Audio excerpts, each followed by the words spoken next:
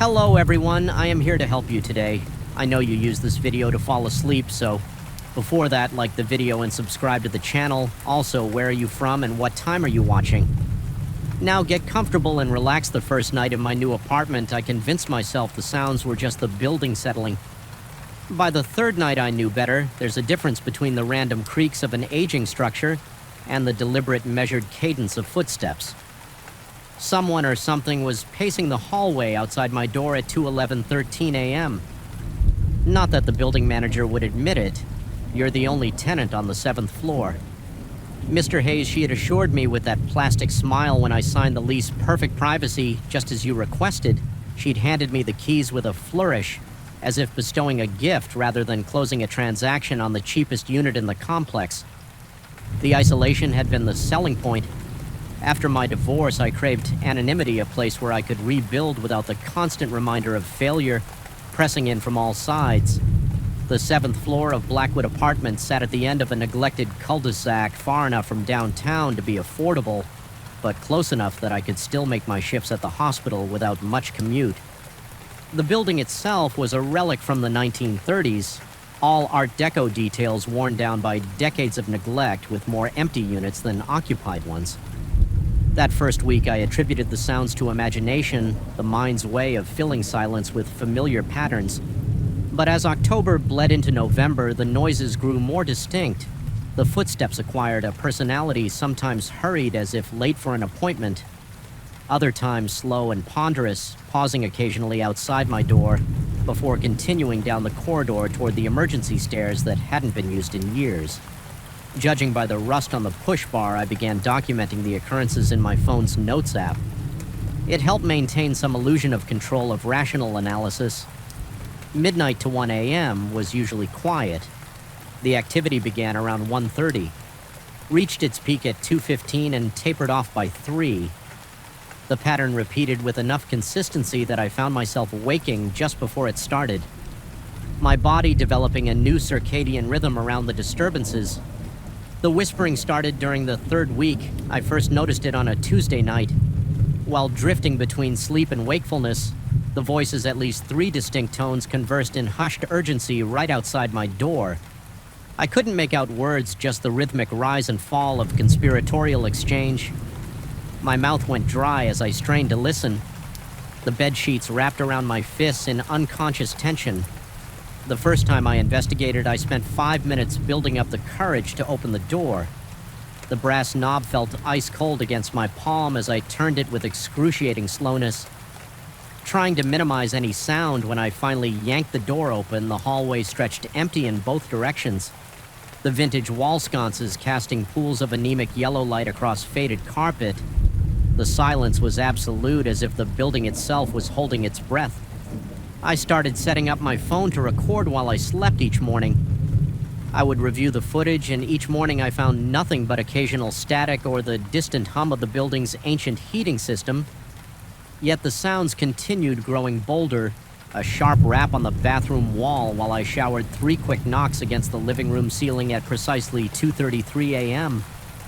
The dragging scrape of what sounded like furniture being rearranged in the supposedly vacant apartment above mine. The fingerprints were what finally broke me. I noticed them one morning as I was leaving for work, smudges on the inside doorknob that caught the light at just the right angle. At first I assumed they were mine, though I couldn't recall touching the door with dirty hands, but upon closer inspection they were too small. The pattern all wrong. They circled the knob completely, as if someone had gripped it from behind for hours. Fingers gradually sliding down the metal as they stood there waiting. My heart hammered against my ribs as I studied those ghostly whirls. The implication sent a wave of nausea rolling through my stomach. Something had been inside my apartment while I slept. The violation of that thought crawled across my skin like insects. I changed the locks that afternoon, paying extra for a rush installation from a locksmith who looked at me with barely concealed judgment when I insisted on both a deadbolt and a chain. I bought a wedge doorstop and camera system I couldn't really afford. I even purchased a baseball bat. Though I hadn't played since high school that night, the building fell into an unnatural quiet. No footsteps, no whispers, no knocks. just the hum of electronics and the occasional distant siren from the city. I lay awake until dawn, the new bat within arm's reach jumping at every creak and pop from the heating vents. The silence lasted 3 nights, long enough that I began to wonder if I'd imagined the whole thing, if stress and isolation had manufactured a haunting where none existed. The building manager's concerned expression when I'd asked about other tenants now seemed less dismissive and more worried about my mental state. On the 4th night, I woke to the sound of scratching, faint, persistent, coming from inside the walls. It moved in irregular patterns, sometimes stopping for minutes before resuming from a different location. The sound followed me as I moved through the apartment, always emanating from whichever room I wasn't. In my security cameras picked up nothing but empty rooms and undisturbed furniture. I began to map the strange occurrences, logging times and locations in a notebook that grew increasingly chaotic. With observations, the scratching appeared most often near electrical outlets. The temperature dropped noticeably before the whispering began. The hallway footsteps followed the same path, night after night, always ending at the emergency exit, but never triggering the alarm that should have sounded when the door opened. Sleep deprivation eroded my certainty at work. I caught myself zoning out during patient handovers, my mind replaying the previous night's disturbances on loop. My supervisor expressed concern about my bloodshot eyes and trembling hands. I offered vague explanations about insomnia and promised to see someone about it. Knowing I wouldn't, researching the building's history became an obsession. I dug through microfiche at the public library, scrolled through decades of local newspaper archives, even reached out to a local historian who specialized in the city's architecture. The Blackwood had once been a hotel before being converted to apartments in the 1960s. Nothing in its past suggested tragedy or violence. No suicides, no murders, no mysterious disappearances that might explain a haunting. The only oddity was a brief mention in the 1974 article about the building's renovation. The 7th floor had been closed for remodeling. That was never completed, according to the piece. Residents had complained about disturbances that the owner attributed to structural issues requiring attention. The floor had remained vacant until the current management company purchased the building in 2018. I confronted the building manager with this information. Her smile faltered as I pressed for details about the 7th floor's history. She eventually admitted that I wasn't the first tenant to report strange occurrences, but insisted they were just old building problems that maintenance was addressing when I asked why the rent was so much lower than comparable units. She changed the subject the night after our conversation. I returned to find my apartment door slightly ajar. I was certain I'd locked it, had developed an almost compulsive habit of checking the lock 3 times before leaving. My heart pounded as I nudged the door open with my foot. Bat raised defensively, everything looked undisturbed at first glance, but as I moved through the room, small discrepancies emerged. My toothbrush had been moved to the opposite side of the sink. Books on the shelf had been rearranged, their spines no longer aligned. The photo of my ex-wife and me, the one I kept meaning to put away but never did, had been turned face down. Most disturbing of all, my notebook detailing the disturbances lay open on the kitchen counter, though I distinctly remembered placing it in my bedside drawer. Someone had added a single line in handwriting, not my own. "We were here first." My hands trembled so violently I could barely dial my brother's number. The call went to voicemail. I tried a friend next, then another, growing increasingly desperate as each call went unanswered. It was as if the world beyond my apartment had ceased to exist, leaving me alone with whatever presence had invaded my home. That night, I barricaded myself in the bedroom, pushing the dresser against the door and wedging chairs under both window locks. The bat lay across my lap as I sat on the edge of the bed, light on television droning at low volume. Anything to fill the silence with human sounds at precisely 2:13 a.m. The power went out. The sudden darkness hit like a physical blow. The emergency lights in the hallway should have activated, but not even their faint glow seeped under my door. The darkness was absolute, a void that pressed against my eyeballs with tangible weight. My breath came in shallow gasps as I fumbled for my phone. The screen illuminated with pain, F brightness, the battery at 177%. I activated the flashlight function and swept the beam around the room. The familiar contours of furniture offered momentary comfort until the light caught something that didn't belong, a handprint on the ceiling directly above my bed, as my gaze fixed on that impossible mark. The first knock came not from the hallway or the walls, but from inside my closet. I froze, muscles locked in primal terror. The second knock followed, then a third, establishing a steady rhythm that matched my racing heartbeat. The closet door began to rattle in its frame, the cheap wood flexing inward as if under tremendous pressure. My throat constricted, I tried to call out, to demand identification from whatever lurked behind that thin barrier but produced only a strangled whimper. The rational part of my brain insisted no one could have gotten into the closet. I would have seen them. The primal part knew better. The pounding accelerated, the door shuddering with each impact. Then, as suddenly as it began, it stopped. The silence stretched for 3 agonizing seconds before being broken by the soft click of the closet latch. Releasing the door swung open with excruciating slowness, revealing nothing but hanging clothes and stacked storage boxes. My phone's light illuminated every corner, confirming the emptiness. I exhaled shakily, wondering if the wind from the building's ventilation system could have... The whispers erupted from all directions simultaneously. Dozens of overlapping voices hissing unintelligible words from inside the walls. Above the ceiling, beneath the floorboards, the temperature plummeted. My exhaled breath suddenly visible in the beam of light. The dresser blocking my bedroom door began to slide with a grinding screech pushed by an unseen force. I scrambled backward until I hit the headboard phone, clutched in a death grip as I swept the light frantically around the room. The battery indicator flashed red 15%, then 14%. The power draining at an impossible rate. The voices grew louder, almost but not quite resolving into comprehensible speech. As the dresser completed its journey across the floor, the doorknob began to turn. I watched paralyzed as it rotated completely to the left, then to the right, testing the mechanism, finding it unlocked. The door began to open. My phone died in the perfect darkness that followed.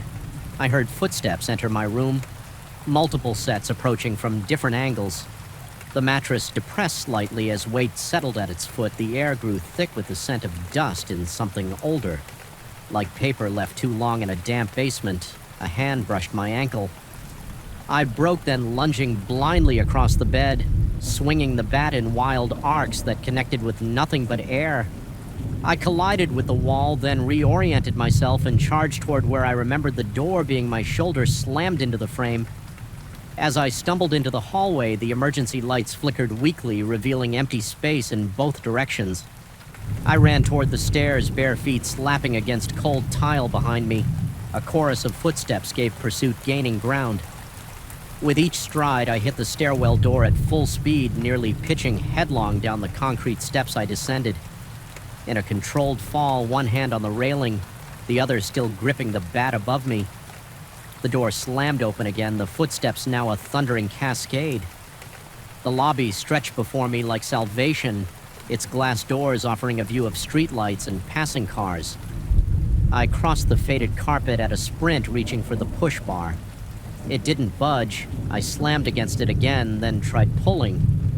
Instead of pushing, the doors remained immovable, as solid as the wall around them. Through the glass, I could see people walking past, oblivious to my plight.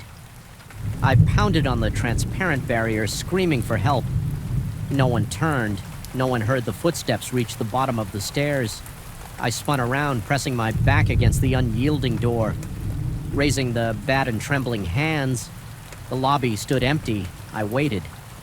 Muscles tensed for an attack that didn't come. Minutes dragged by in silence. Eventually, I gathered enough courage to cross back to the stairwell, peering cautiously up the concrete shaft. Nothing moved in the shadows. I tried the front doors again. They opened effortlessly, admitting a rush of cold night air that raised goosebumps along my arms. I stepped outside, half expecting some force to pull me back in. Nothing did. I spent what remained of that night in my car, parked under the harsh fluorescence of a 24-hour gas station when morning came. I returned only long enough to pack essentials, performing the task with frenetic speed while daylight streamed. Through the windows as I was zipping my suitcase, my phone chimed with a text from the building manager moving out. "So soon, Mr. Hayes, the 7th floor won't be the same without you. The others were just getting to know you. I abandoned the lease, forfeiting my security deposit without complaint. The management company never contacted me about the remainder of my contract. Sometimes I drive past the Blackwood. Compelled by a fascination, I can't explain the 7th floor. Windows remain dark, but occasionally I glimpse movement behind the glass, a shifting of curtains. The suggestion of a silhouette according to the building's website. The 7th floor remains unoccupied, yet at night lights flicker on and off in windows that should be empty. And sometimes when I sit in my car across the street, I see a familiar figure moving from room to room in what used to be my apartment. A man about my height and build performing the mundane rituals of daily life. His face is always turned away from the window, but I know what I'd see if he turned around. The same hands that left those dusty prints on my doorknob now operate his limbs, the same voices that whispered outside my door now control his vocal cords.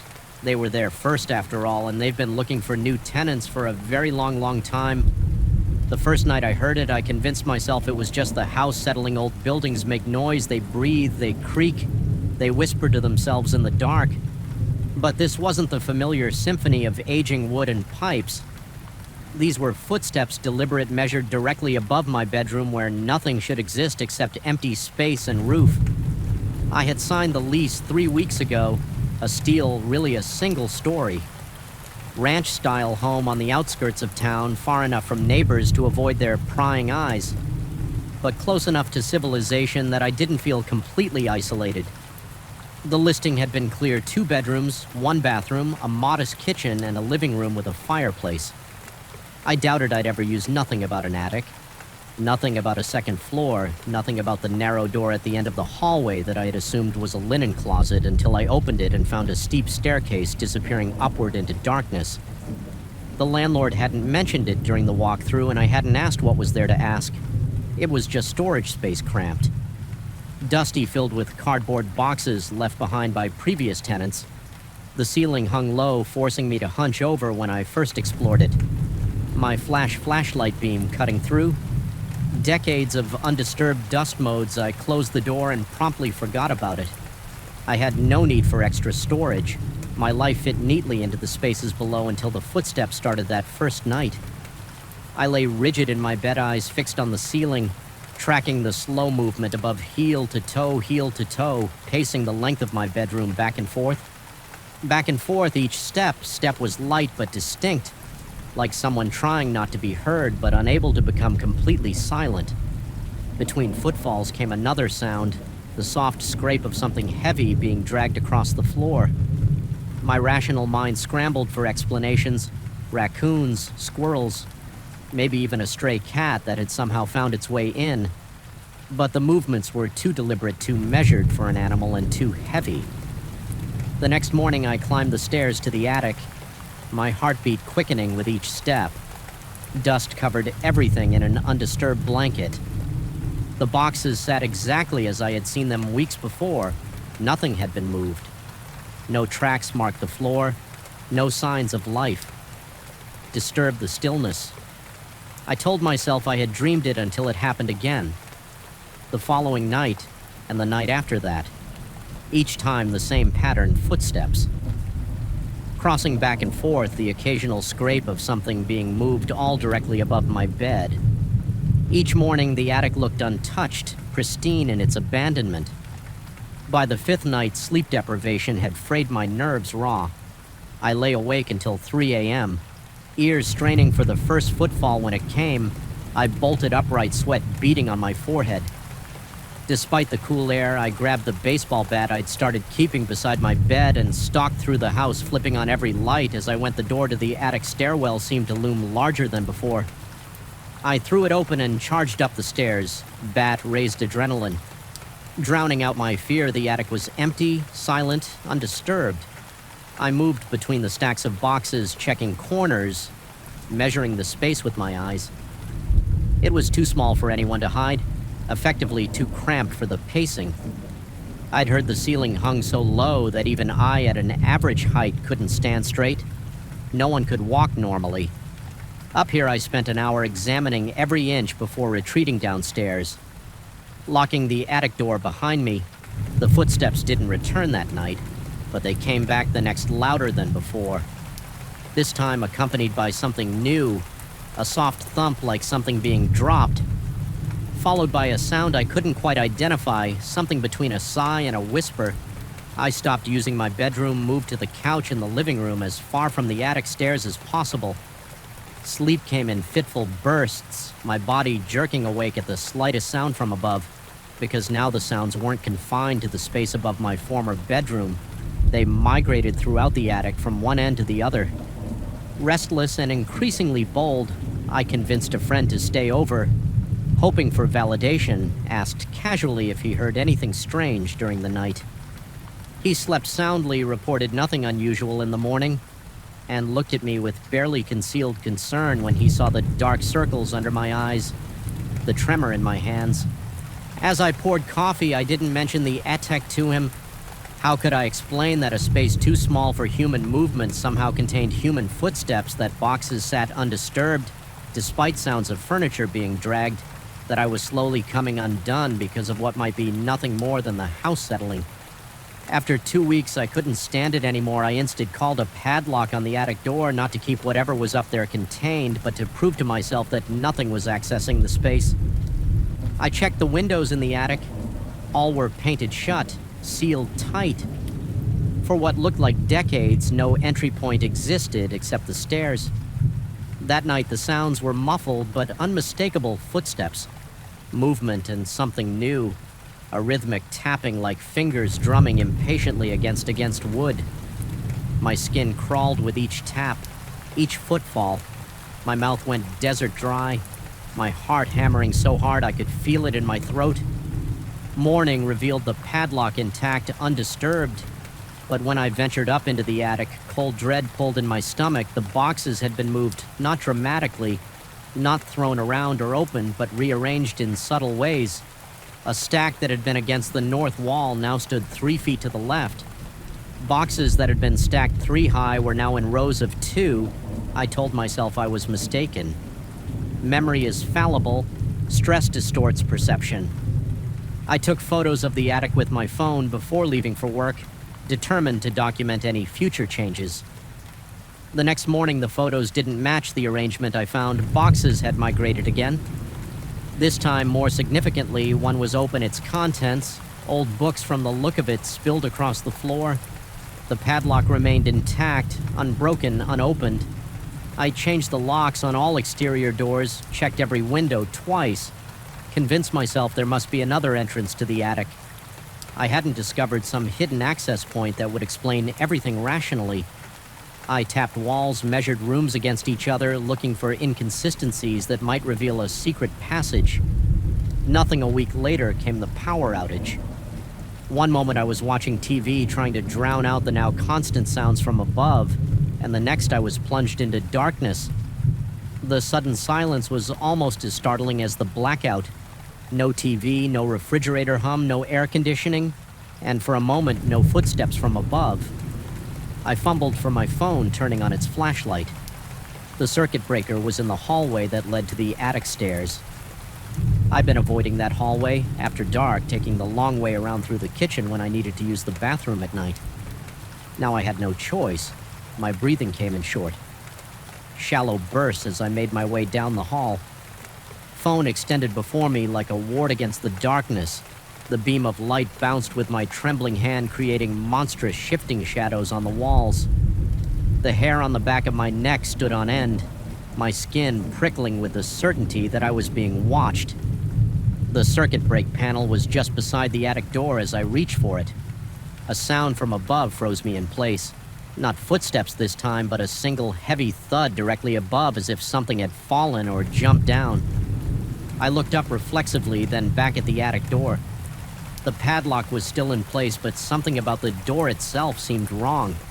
It took my panicked brain a moment to process what I was seeing. The door was ajar, not fully open, but cracked about an inch despite the secured lock, a physical impossibility before I could react. Movement caught my eye. My flashlight beam had wandered to the stairs visible through the gap in the door. There, halfway up, stood a silhouette, human, shaped but wrong, somehow too thin, too. Still, it stood motionless, watching me. I couldn't make out features, just the outline against the deeper darkness. Beyond, my light seemed to stop at its edges, unable to illuminate details. My lungs seized. My heart stuttered to a stop, then exploded into a frantic rhythm. I couldn't move, couldn't speak, could barely think past the primal terror flooding my system. The figure didn't move either, just watched, waited the silence. Stretched between us, heavy with implications I wouldn't process. I blinked, it was gone, not as if it had moved away. There hadn't been time, and I would have seen it. Retreat up the stairs, it was simply gone between one heartbeat and the next, leaving nothing but empty space where it had stood. I fled, ran out the front door in my bare feet, keys clutched in my shaking hand, and drove to a motel, called in sick to work. The next day, contemplated never returning to the house, but daylight brought forced rationality. I had a lease. Most of my possessions were there. I couldn't afford to break the agreement and find a new place, and maybe I was experiencing some sort of stress-induced hallucination. Sleep deprivation does strange things to the mind. I knew that I returned, mid-morning sunlight streaming through every window I could uncover. The house looked ordinary, unthreatening. The attic door was closed, the padlock secure, no gap, no sign. It had ever been ajar, but when I climbed the stairs to check my carefully arranged photo, graphic evidence rendered moot because the attic had been transformed. Every box was open contents strewn across the floor. Old clothes, books, papers, photographs of people I didn't recognize. Decades of abandoned possessions scattered like the aftermath of a frantic search in the center of the chaos. One item stood out, a small wooden box I hadn't seen before, positioned precisely in the middle of the floor, directly above where my bed had been open. Empty, waiting, I approached it cautiously, the floorboards creaking beneath my weight. The box was old, hand-carved with intricate patterns that made my eyes hurt. If I looked at them too long, inside was a folded piece of paper yellowed with age. My hands shook as I unfolded it, revealing a floor plan of the house. My house drawn in faded ink, but not as it was. Now the drawing showed a larger structure with rooms that didn't exist, hallways that led nowhere in the current layout, and notes scribbled in margins in a cramped hand I could barely decipher. The compression is successful. Space folds upon itself when unobserved. The rooms exist simultaneously with and without. The entity remains contained but aware. It watches through the thinned barriers. Do not acknowledge its presence. Do not let it know you can perceive it above all. Do not unlock the door. I dropped the paper, backing away until I hit the wall because I had unlocked the door. Hadn't I? Not the physical padlock, but something else. Some barrier between what should and shouldn't be. By acknowledging the sounds, by searching for explanations, by looking directly at what stood on the stairs, I had unlocked something. I sleep in my car most nights. Now return to the house only during daylight hours and never venture near the attic. The landlord won't let me break the lease without losing my security deposit, and I can't afford that. So I stay in a limited capacity, watching the house. Watch me, the footsteps have stopped. The house is silent at all hours. The attic door remains closed, padlocked, undisturbed. But sometimes when I force myself to sleep in the house on the couch, lights blazing, I wake to find things moved. Nothing dramatic. A book placed on a different shelf. A cup migrated from cabinet to countertop, my keys 6 inches from where I left them. And recently, something new has started. My phone fills with pictures I never took, dozens each night, all of empty hallways, vacant rooms, unoccupied spaces in my house. Except when I look closely, they're not quite empty. In the corner of each frame, just barely visible, stands a silhouette watching, waiting, getting closer each time. I don't know how much longer I can stay here, but I'm increasingly uncertain that leaving would solve anything. because I'm beginning to suspect that whatever was contained in the attic isn't bound to the house anymore. I think it's bound to me now. And the most terrifying part.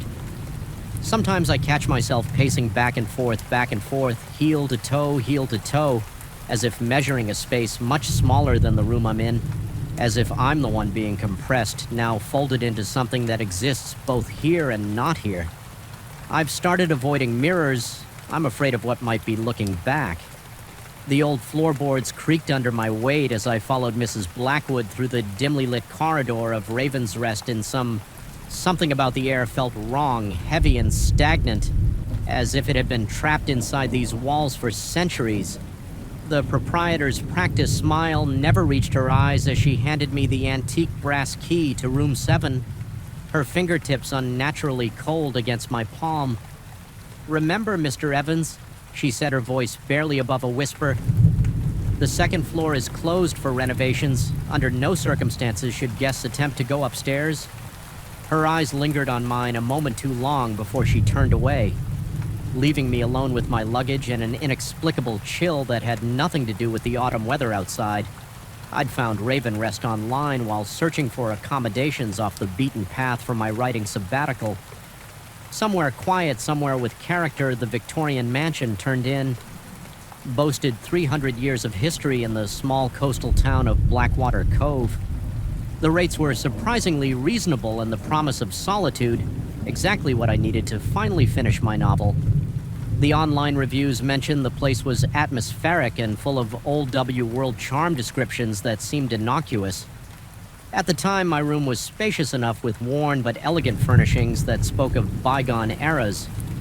A 4-poster bed dominated the space, its heavy burgundy curtains absorbing what little daylight filtered through the single window. A writing desk faced the wall, positioned beneath an ancient mirror with a tarnished silver frame. The ceiling rose high above, adorned with intricate crown molding that drew the eye to a small, circular pattern directly above the bed. The first day passed uneventfully. I spent hours at the desk. Productive for the first time in months, the isolation and lack of modern distractions seemed to be working their magic. I wrote until my fingers ached, stopping only when my stomach demanded attention. Mrs. Blackwood had prepared a solitary dinner in the small dining room downstairs. She watched me eat from the kitchen doorway, her thin frame barely visible in the shadows. When I asked about the history of the house, she provided only vague references to wealthy merchants and noted that the property had changed hands many times over the centuries. My inquiries about the second floor were met with a tour reminder that it was unsafe. Due to structural concerns, the conversation died, after that leaving me to finish my meal in silence. It was during my first night that I heard them. The antique clock in the hallway had just chimed twice when I jerked awake, my heart hammering against my ribs. Something had pulled me from deep sleep, not a nightmare, but a sound. I lay perfectly still, ears straining in the darkness. At first, there was nothing but the gentle tapping of tree branches against my window and the distant crash of waves on the shore. Then I heard voices, not one, but several, engaged in what seemed to be a heated discussion. Directly above my ceiling, the words were indistinct, muffled, as if coming through layers of insulation, but the cadence was unmistakably human. The circular pattern in the ceiling center appeared to amplify. The sounds, almost like an acoustic design feature. My mouth went dry as I listened to the rise and fall of their tones, sometimes urgent, sometimes dropping to whispers too faint to perceive. I told myself it must be other guests, despite Mrs. Blackwood's claim that I was the only one staying at the inn that week. Perhaps she had family living upstairs, or workers had arrived early for the renovations. Logical explanations existed. They had to in the morning. The memory of those voices seemed less threatening in the weak sunlight that filtered through my window. I mentioned hearing movement upstairs to Mrs. Blackwood as she served breakfast. Her hand trembled slightly as she poured my coffee, dark liquid sloshing dangerously close to the cup's rim. She denied anyone being up there, explaining that the old house simply settled at night. The pipe, she added with a dismissive wave, sometimes made strange sounds that new guests mistook for voices. Her explanation seemed rehearsed, delivered with the same hollow smile that never touched her eyes. I spent that day exploring the small town, gathering local information at the Historical Society. I learned more about R's Rest than Mrs. Blackwood had shared. The building had originally belonged to a shipping merchant named Elias Blackwood. In the early 1700s, records indicated the upper floor had once housed servants' quarters. When I asked if there were any tragic events associated with the property, the elderly archist's expression darkened.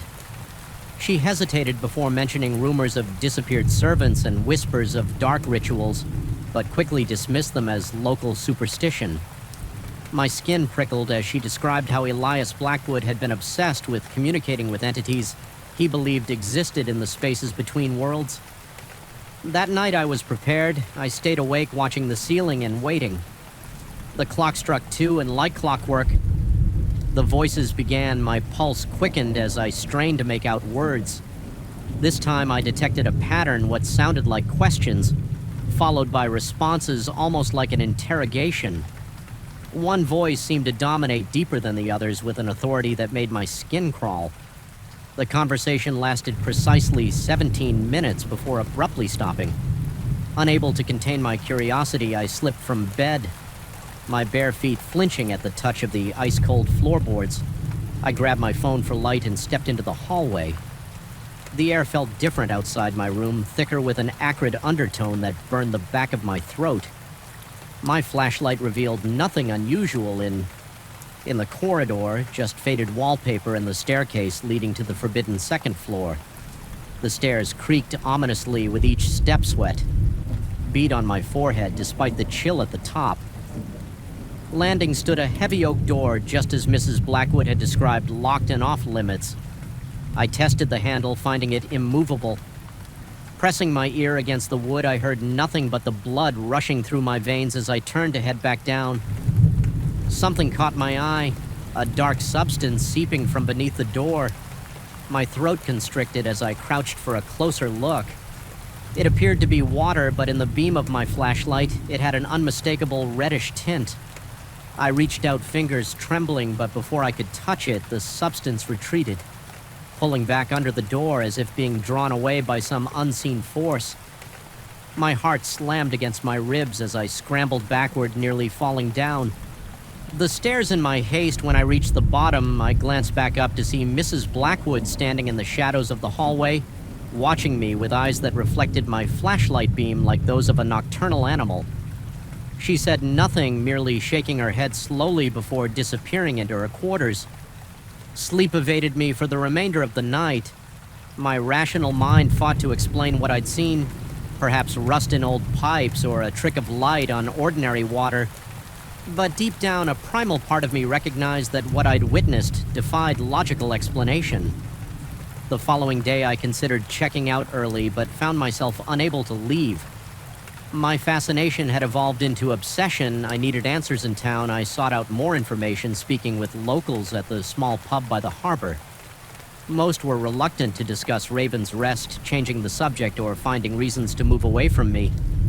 One old fisherman, however, loosened by ale, leaned close and warned me in hushed tones about the Blackwood family's reputation. He spoke of generations of owners who were rumored to have discovered something in the house, a way to communicate with those on the other side. The rituals, he claimed, required vessels' willing or unwilling participants to facilitate the conversations. When I asked about Mrs. Blackwood, he grew visibly uncomfortable, muttering that she was the last of her line and tended to get attached to certain guests. Before I could press for clarification, he made an excuse and left his unfinished drink abandoned on the bar. That night, I set an alarm for 1:55 a.m.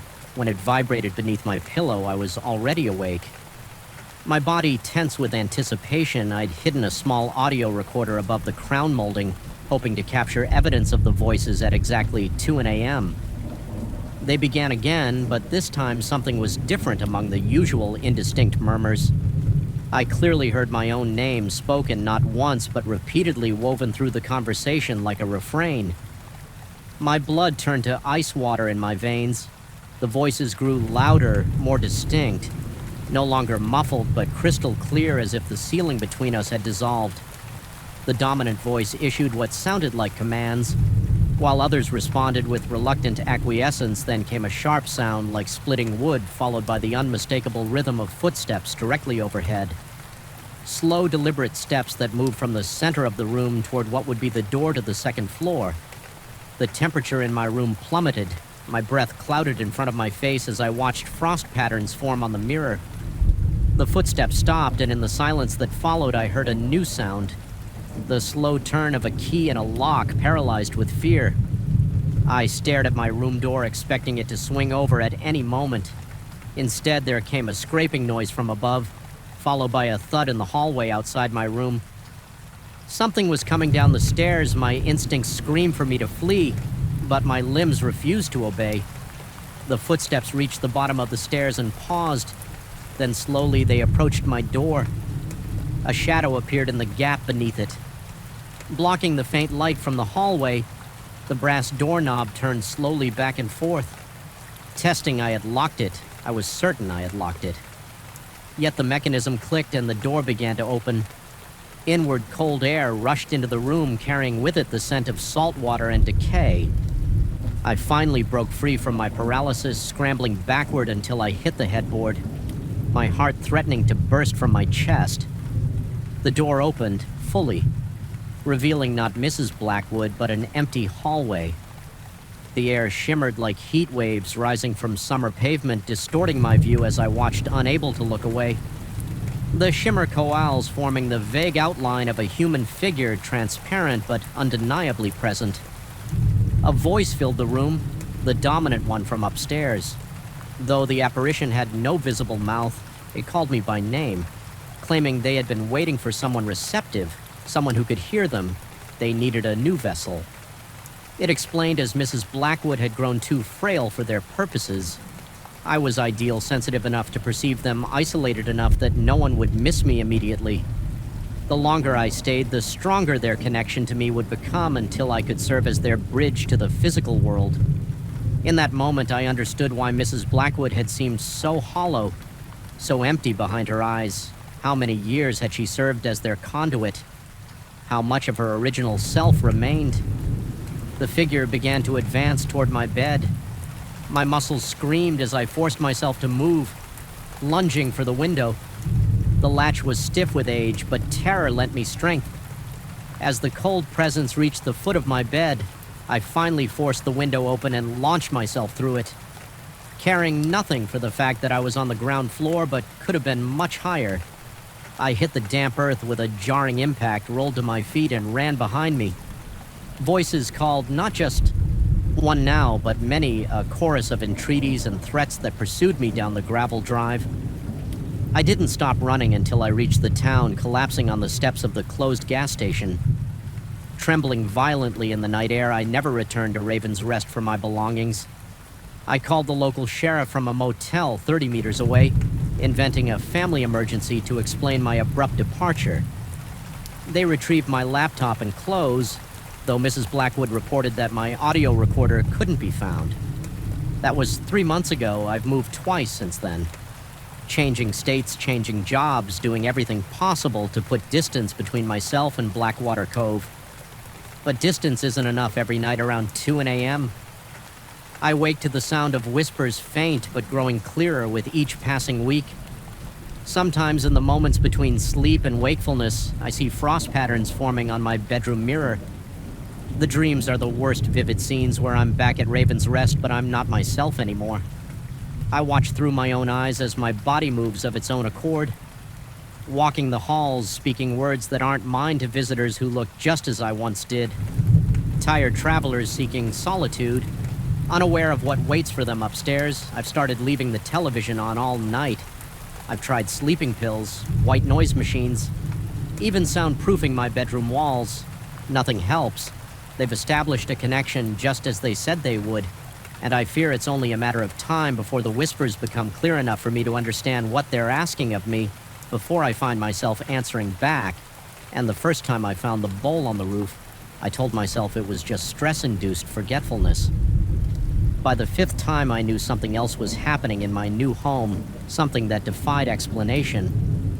My hands trembled as I held the ceramic bowl, its intricate blue patterns seeming to shift under the dim hallway light.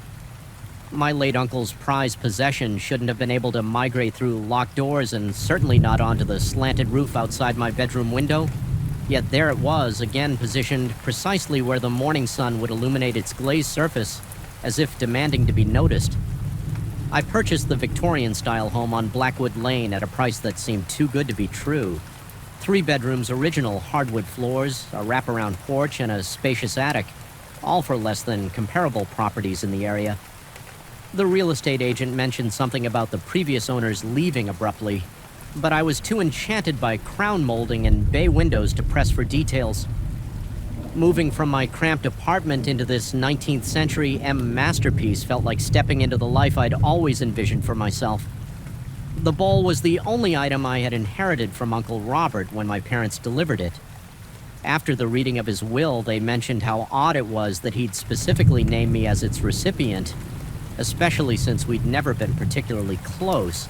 I remembered seeing it displayed prominently in his study during the few childhood visits I'd made to his remote farmhouse. The intricate ceramic piece featured concentric patterns of deep cobalt blue, with strange symbols etched into its base that resembled no language I recognized. I'd placed it on my mantelpiece as a respectful nod to family obligation rather than genuine appreciation. 3 days after moving in, I discovered the bowl in the garden. She had nestled among rusted tools. I distinctly remembered placing it on the mantel the previous evening. Assuming I had moved it during my unpacking delirium and forgotten, I returned it to its place. The next morning, it sat perfectly centered on my kitchen island the day after, balanced precariously on the banister of the second-floor landing. Each time I returned it to the mantel, each time it migrated. Elsewhere on the 7th night, I placed the bowl in a locked cabinet in my home office. I double-checked the lock, even testing the door with several firm tugs for added measure. I positioned a chair against the cabinet and balanced my phone on the chair's edge, an improvised alarm system that would clatter to the floor if disturbed sleep came reluctantly that night. My mind racing through rational explanations. Perhaps the house was settling, causing imperceptible shifts that somehow unlocked the cabinet. Maybe I was sleepwalking for the first time in my life. Possibly I was experiencing early onset dementia like my grandmother at 3:17 a.m. I awoke to absolute silence, no phone clattering, no disturbance whatsoever. Relief washed over me until I rolled over and saw the bowl sitting on my nightstand less than a foot from my face. My heart slammed against my ribcage as I scrambled backwards, tumbling from the bed and crashing to the floor. Cold sweat drenched my t-shirt. My breath came in.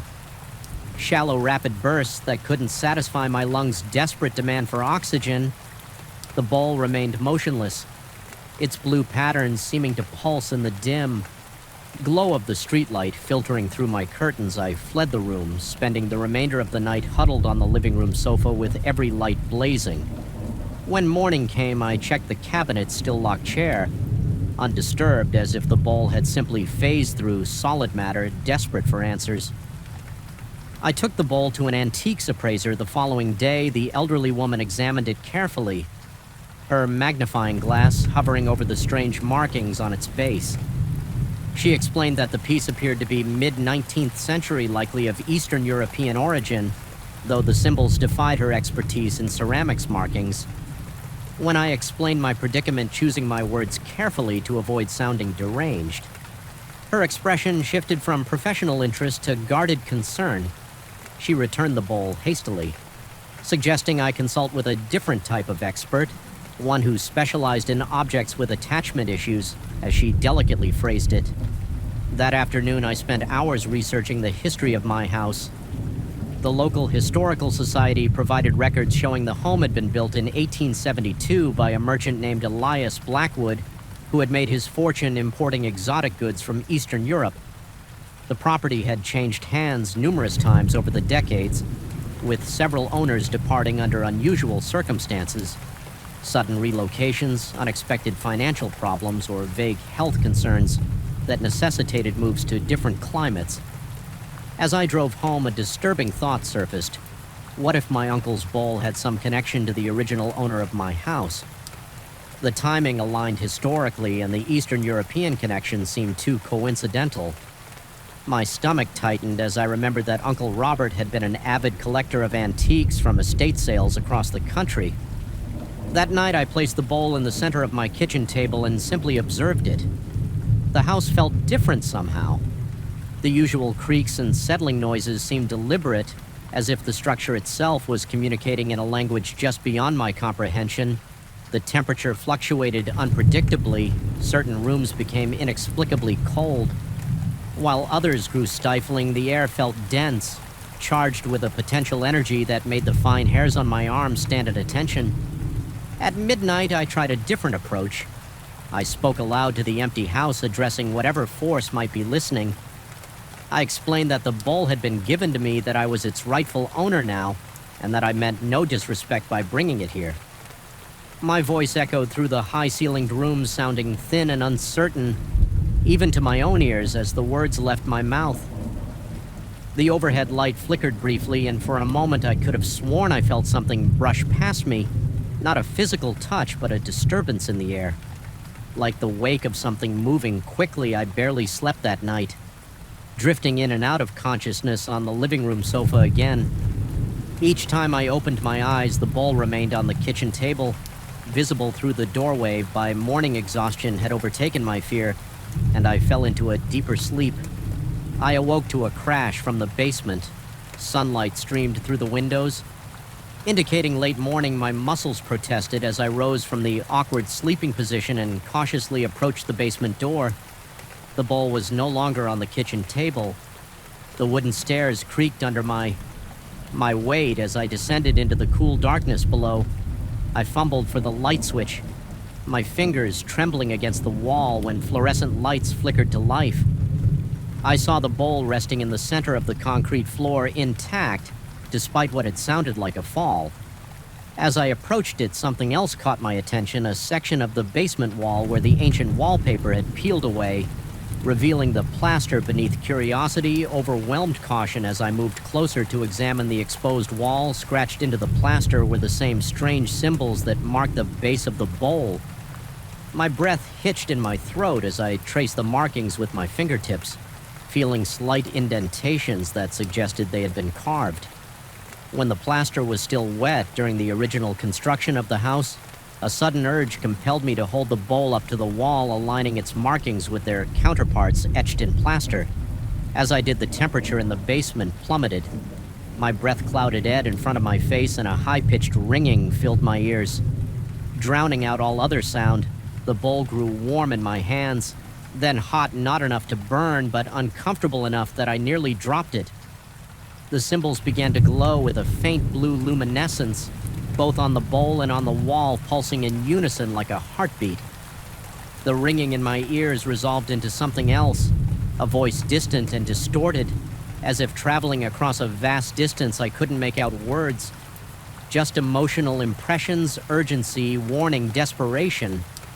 My vision blurred at the edges, tunneling until all I could see were the glowing symbols. My knees weakened, and I sank to the floor, still clutching the bowl, unable to release it. Despite the increasing heat against my palms in that moment of connection, understanding flooded through me, not in words or images, but in pure knowledge that settled into my consciousness as if it had always been there. The bowl had belonged to Elias Blackwood, the original owner of the house. It had been his prized possession, a vessel containing something not meant to be separated from this place. My uncle had acquired it at an estate sale decades ago, removing it from its rightful home. Now it was trying to return not merely to the house, but to something within the house, something hidden. Behind these walls, the revelation ended as suddenly as it began. The glowing symbols faded, the temperature normalized, and the bowl cooled in my hands. I remained on the basement floor, gasping for breath, my heart pounding so violently I could feel my pulse in my temples. When I finally managed to stand on unsteady legs, I noticed something I had overlooked before, a thin seam in the wall, outlining what appeared to be a small door or compartment. It took hours of careful work with tools from the shed to expose the hidden compartment. Without damaging the wall further as night fell, I finally revealed a small cavity just large enough to hold the bowl. The interior was lined with the same symbols, creating a perfect nest for the ceramic piece. When I placed the bowl inside, it fit as if custom-made for this space. Something shifted in the atmosphere of the house immediately, a releasing of tension I hadn't fully registered until it dissipated. The persistent sensation of being watched evaporated.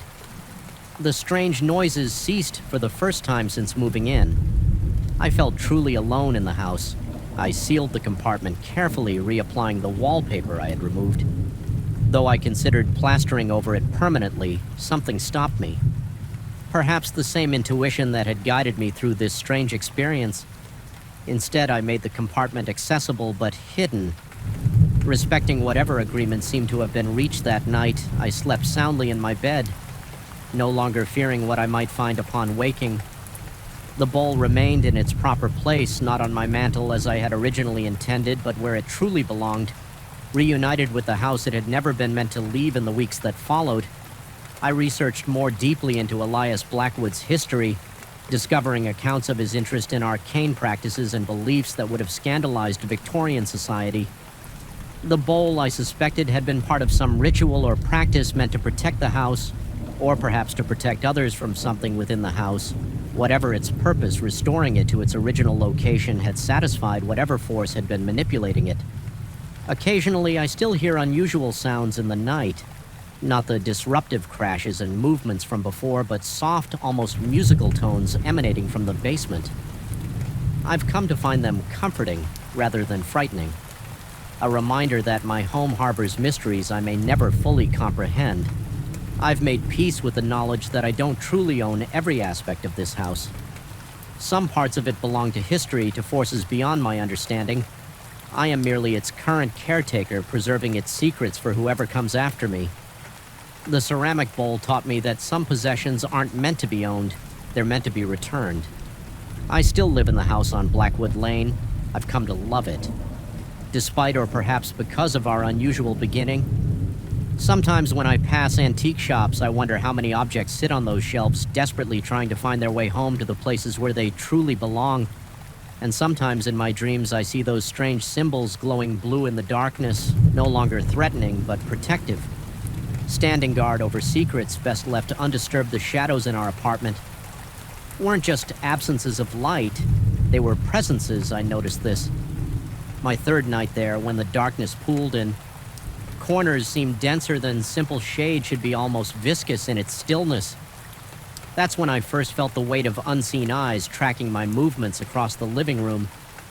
A prickling sensation crawled up my spine as goosebumps erupted across my skin, but I dismissed it as new place jitters. After all, $450 a month for a 3-bedroom near Westlake University was an absurd bargain, even for a building as decrepit as ours. We should have asked why Mike and Ethan seemed unbothered. Those first few days, we were all electrical engineering grad students. Rational to a fault, quick to dismiss what couldn't be measured or quantified. Mike, a tall guy with perpetually unkempt hair, spent most evenings hunched over circuit boards in his room. Ethan, stockier and more sociable, was rarely home, preferring the library or his girlfriend's place across town. This left me alone in the apartment. More often than I'd anticipated, the hallway connecting our bedrooms was narrow and windowless, the yellowed paint peeling in long strips like diseased skin. 12 doors lined this corridor, 3 bedrooms, a bathroom, linen closet, pantry, and several storage spaces all crammed together in what must have been a haphazard renovation of a once grand residence. I counted them obsessively that first week, a strange compulsion. I couldn't explain 12 doors always. 12 on the 5th night, I woke at 3:17 a.m. to the unmistakable sound of a door slamming shut. My heart instantly kicked into a sprint, hammering against my ribs. As I lay frozen under my sheets, the sound had come from the hallway, but both roommates were home and asleep. I strained my ears in the darkness, barely breathing, waiting for footsteps or voices that would indicate an intruder. Nothing came but silence, heavy and expectant. After 10 minutes of paralyzed listening, I forced myself to investigate. My mouth had gone desert dry each swallow. Painful as I eased my bedroom door open, The hallway stood empty, all doors firmly closed. The air felt wrong, several degrees colder than it should have been, with a metallic tang that coated my tongue. I checked both roommates' rooms, finding them soundly asleep, then verified every door and window was locked. Sleep eluded me until dawn painted my window gray. Over breakfast, I casually asked if anyone had gotten up during the night. Both shook their heads, exchanging puzzled glances. Ethan suggested old buildings settle in strange ways, pipes knock wood contracts. Mike nodded in agreement, mouth full of cereal. The matter was dismissed. But the incident marked the beginning of escalating disturbances. The random door slamming became regular, always between 3 and 4 a.m. I jolt awake, heart-racing, skin slick with cold sweat, only to find the hallway empty and all doors shut. My roommates complained of similar experiences, dark circles forming under their eyes, as sleep became increasingly elusive. We blamed the building's age, the wind, anything rational then came. The cold spots, pockets of frigid air that materialized in closed rooms. Regardless of the thermostat setting, walking through them felt like plunging into ice water. My breath clouding visibly for the seconds it took to pass through these cold zones never appeared in the same place twice, migrating throughout the apartment like hunting predators. 2 weeks in the bathroom sink began turning on by itself. The first time it happened, I was alone studying in my room when the distinctive squeak of the faucet handle turning caught my attention. My stomach tightened into a hard knot as I approached the bathroom, finding water streaming into the basin. Though no one had been near it, I twisted the handle shut with trembling fingers, noticing how unnaturally cold the metal felt against my skin. When I reported this to my roommates, their forced laughter couldn't mask their unease. We agreed to check the plumbing, but none of us actually did. I began documenting the occurrences in a journal, partly to maintain some semblance of scientific date attachment. Partly to convince myself I wasn't losing my mind, the entries grew increasingly frantic. Day 17 due slammed 3 times.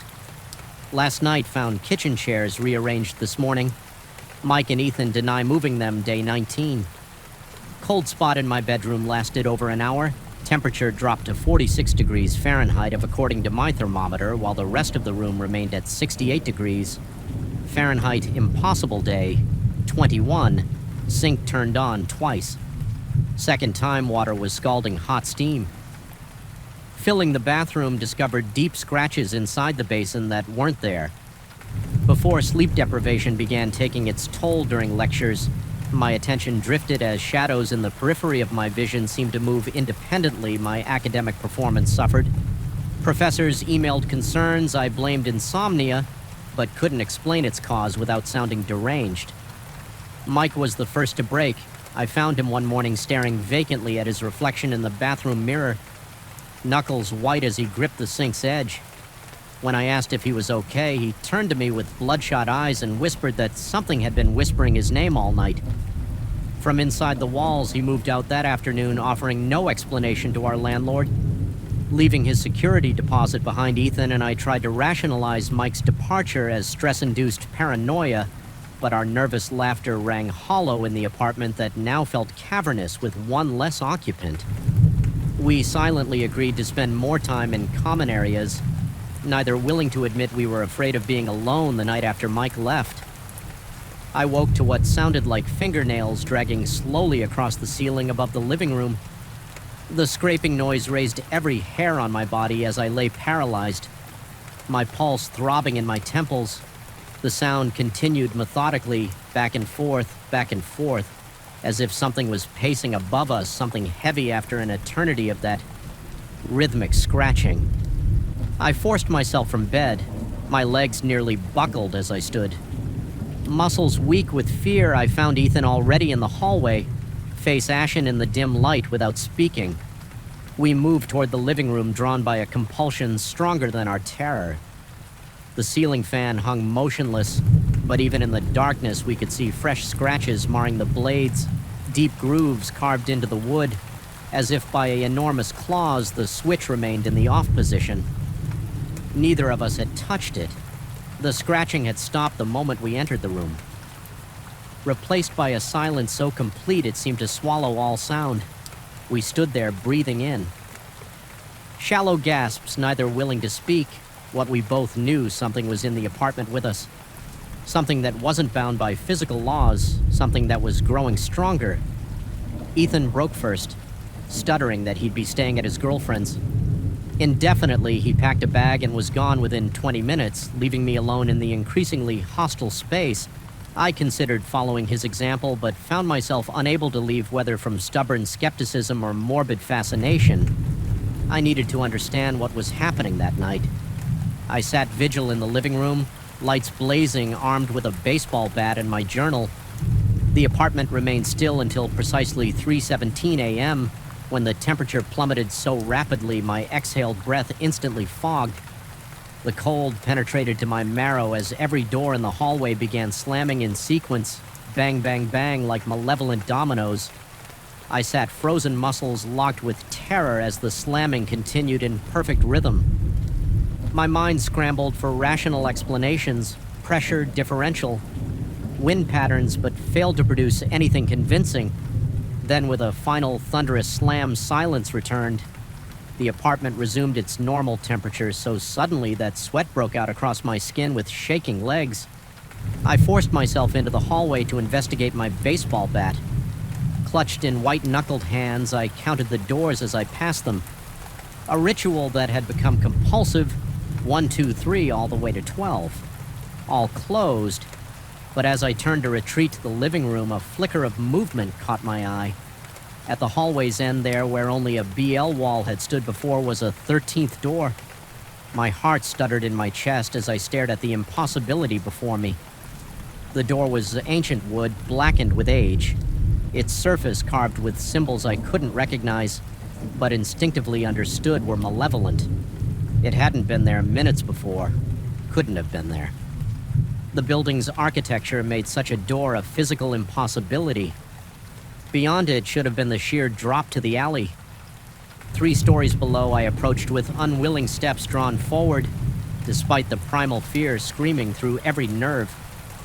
The wood grain seemed to shift subtly under my gaze, patterns rearranging like living tissue. My hand, moving with a will separate from my conscious mind, reached for the tarnished brass doorknob. The metal burned with cold against my palm as I grasped it. My fingers instantly numbing, a low hum emanated from behind the door, rhythmic like breathing. I stood transfixed, unable to turn the knob, yet equally unable to release it. Locked in a moment of terrible potential energy from the corner of my eye. I caught movement in the wall beside the door, the yellowed wallpaper, rippling as if something was pushing against it from within. The ripples spread, traveling along the corridor's surface like waves, the walls suddenly flexible as fabric. A bulge-formed stretch took on the vague impression of a face. Hollow eye sockets, a gaping mouth pressing outward as if trying to emerge. The sight broke my paralysis. I jerked away from the door, my numb fingers tingling painfully as circulation returned. I stumbled backward, my spine hitting the opposite wall as the bulging face receded, wallpaper smoothing as if nothing had disturbed it.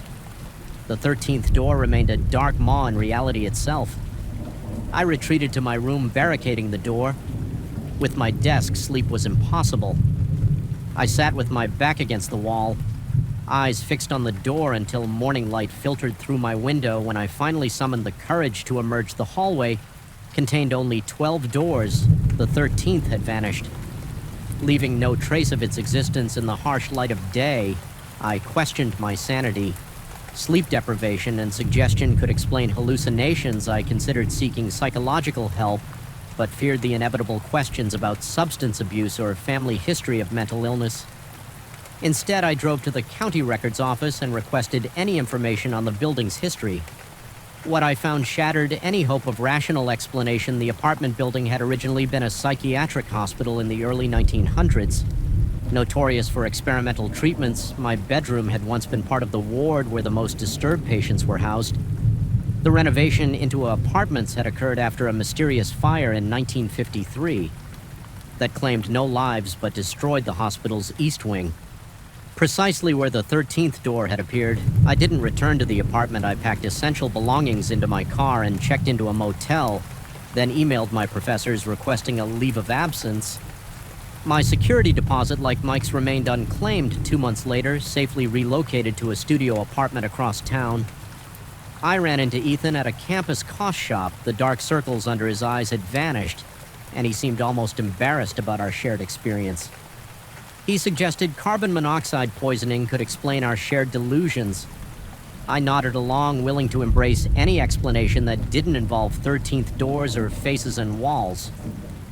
As we parted, Ethan mentioned offhandedly that new tenants had already moved into our old apartment, 3 of them all students looking for cheap rent. I felt a coldness spread through my chest as he wished them better luck than we had that night. I dreamed of a long corridor lined with doors, 12 visible and 1 hidden, waiting to be manifested behind it. Something patient watched and waited, existing in the boundaries between walls, growing stronger with each acknowledgement of its presence. And in the dream, I understood with perfect clarity that I had never truly left the apartment. Part of me remained there, trapped in the space behind the 13th door, while something else had walked away wearing my face. I woke gasping. My body drenched in cold sweat for a moment in the disorientation between sleep and wakefulness. I could have sworn my bedroom wall rippled slightly as if something behind it had taken a deep breath. But by the time I fumbled for the light switch, the wall stood solid and innocuous. I tell myself it was just a dream. I tell myself I'm safe now away from that place. But sometimes in the darkest hours before dawn, I find myself counting the doors in my new apartment. And sometimes, just for an instant, I think I count 1 too many. BR song, the fluorescent light above my desk flickered a staccato pulse matching the throb behind my eyes. I glanced at my watch, 9:47 p.m. 3 hours passed when the building should have emptied, yet here I sat, the only illuminated window in a tower of darkness from the 23rd floor. The city sprawled beneath me, a constellation of lights that felt increasingly distant from my isolated position. I hadn't intended to stay this late again, but the H account wouldn't resolve itself. That was the price of independence. My small consulting practice demanded hours that larger firms distributed among dozens. The silence of the empty building had become my nightly companion, punctuated only by the hum of the ventilation system and occasional settling of the structure until tonight. I first noticed it while reviewing spreadsheet data. A murmur so faint I initially mistook it for traffic noise carrying up from the streets below. But as I paused, pen hovering over my notepad, the sound clarified itself. Voices, not one but several, engaged in what seemed to be a heated discussion. The sound originated from somewhere down the corridor beyond my office walls. My first thought was rational. The cleaning crew must have arrived early yet. I knew this couldn't be true. The janitorial staff worked the early morning shift, never arriving before 5 a.m. Building security had confirmed this when I'd requested my after-hours access pass. No one should be here. I returned to my work, dismissing the sounds as pipes or perhaps the elevator machinery. 10 minutes later, the voices grew louder. Words remained indistinct, but the cadence suggested argument. Rapid exchanges, AR rising. Inflection of frustration, then sudden drops to conspiratorial whispers. My skin prickled as I realized how clearly I could now discern multiple speakers, at least 3 distinct vocal patterns. The pen slipped from my fingers, rolling across the desk and onto the floor as I bent to retrieve it. The voices abruptly ceased. The silence that followed seemed more intrusive than the mysterious conversation had been.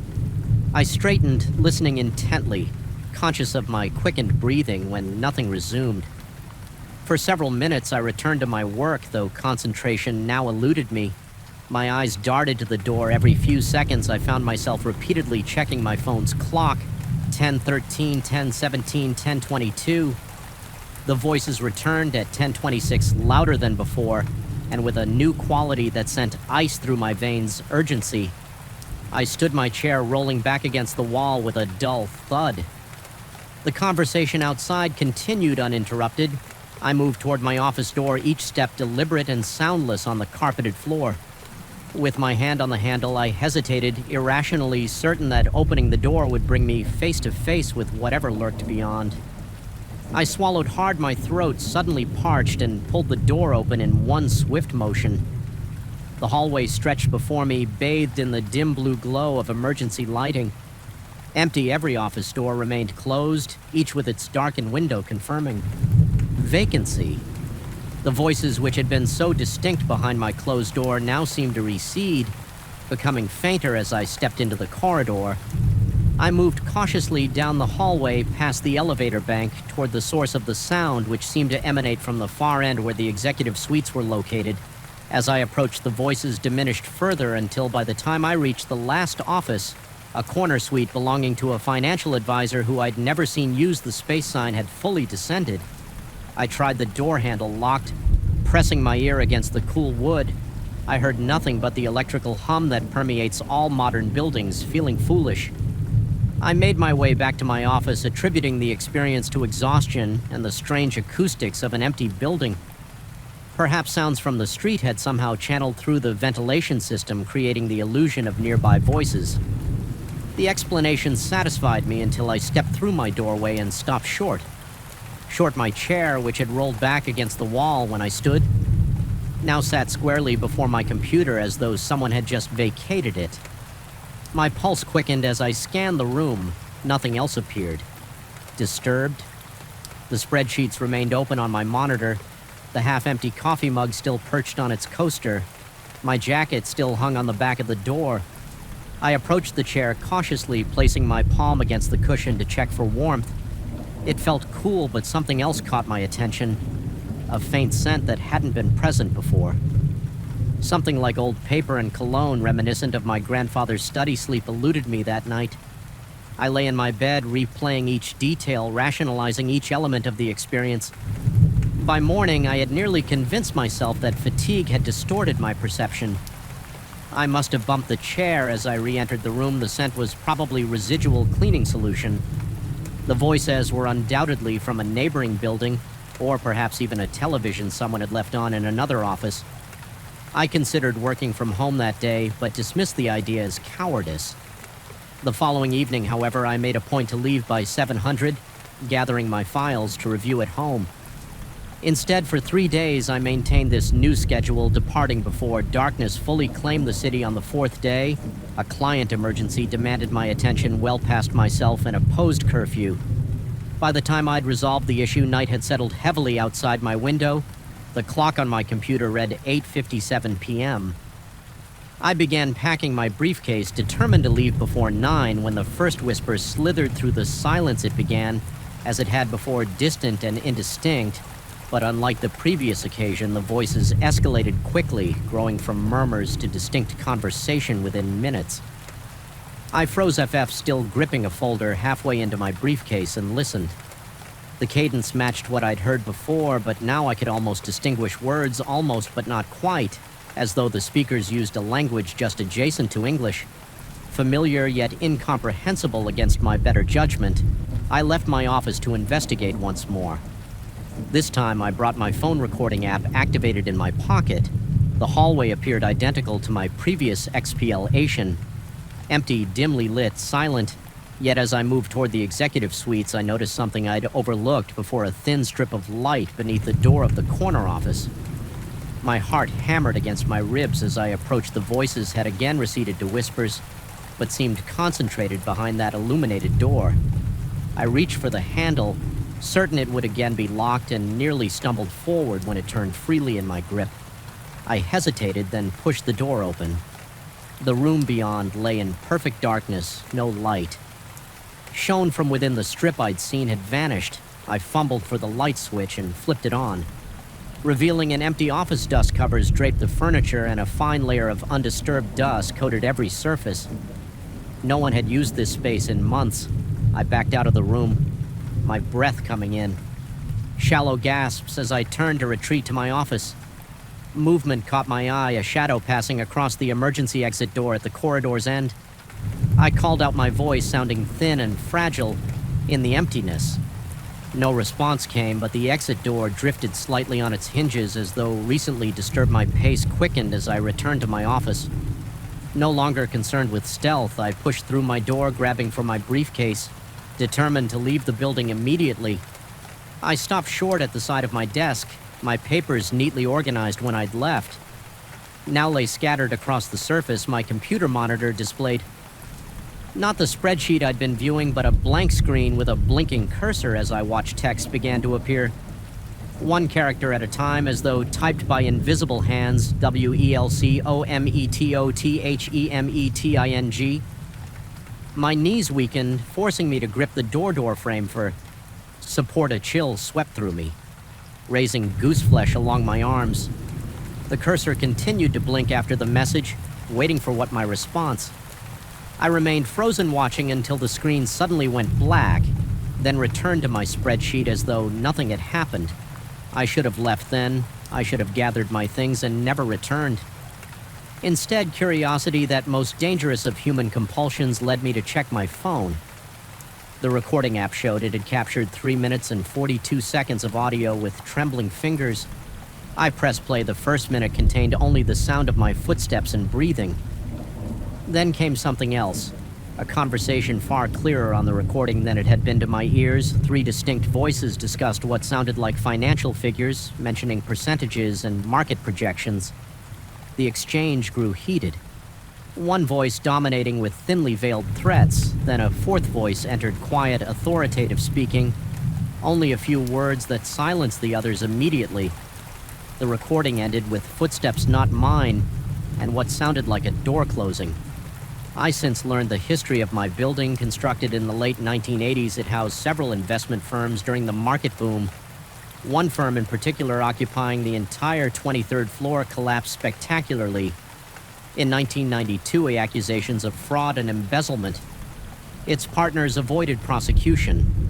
The whistleblower who tried to expose them disappeared under mysterious circumstances. No body was ever found. No charges ever filed. The case went cold. I continue to work late occasionally, though, never alone anymore. I hired an assistant who stays with me, safety in numbers. I tell myself the voices still come at precisely 8:57 p.m., though they never progress. Beyond murmurs when we're both present, my assistant claims not to hear them, attributing the sounds to the building's infrastructure. Sometimes when reviewing our financial records, I discover small discrepancies, figures adjusted. Decimal points moved, balances slightly altered. Each change, if left uncorrected, would benefit our clients at the expense of others. I fix these anomalies immediately, attributing them to software glitches or my assistant's inexperience. I never mention the chair that occasionally shifts position when unattended, or the scent of old paper and cologne that lingers in our office each morning. Last week, my assistant left early, pleading illness alone. I heard the voices rise to unprecedented clarity. I understood every word of their ghostly deliberation, the planning of financial ruin for unsuspecting clients, the calculated destruction of evidence, the casual discussion of removing obstacles as the conversation reached its climax. My computer screen flickered, displaying a message different from the first. YOUKNOWTOOM, UCHI didn't flee this time. Instead, I spoke aloud to the empty room, explaining that I understood their need for justice for exposure of past wrongs, but that I couldn't be their instrument. The temperature dropped precipitously as I spoke, my breath fogging in the suddenly frigid air when I finished. My screen flashed one final message: THNSOMEONELSEWILLBE. The building has new tenants now on the 23rd floor, a startup financial consulting firm, young, ambitious people working impossible hours. I've tried to warn them about staying too late, about the dangers of solitude in that particular space. They humor me with odd smiles, attributing my concerns to middle-aged eccentricity. Yesterday, the local business journal announced their first major client acquisition, the restructured descendant of that disgraced investment firm from 1992. I recognize names on their advisory board, children and grandchildren of those original partners. Tonight, from my new office in a different building across the street, I can see a single illuminated window on the 23rd floor. A lone figure sits at a desk working late. It's 8:56 p.m. I watch, breath held, as the minute changes. The light flickers, then stabilizes, even from this distance. I can see the figure suddenly stiffen, head tilting as though listening. I know what they hear. I know what comes next. I turn away from the window, unable to watch. Some cycles can't be broken. Some justices can't be denied. Some voices will be heard one way or another. The silence at Pine Hollow Retreat wasn't the peaceful kind you seek when escaping the city. It was a dense, watchful silence that seemed to press against my eardrums, making me strain to hear something. Anything beyond the occasional creak of timber adjusting to the night's cold that first night.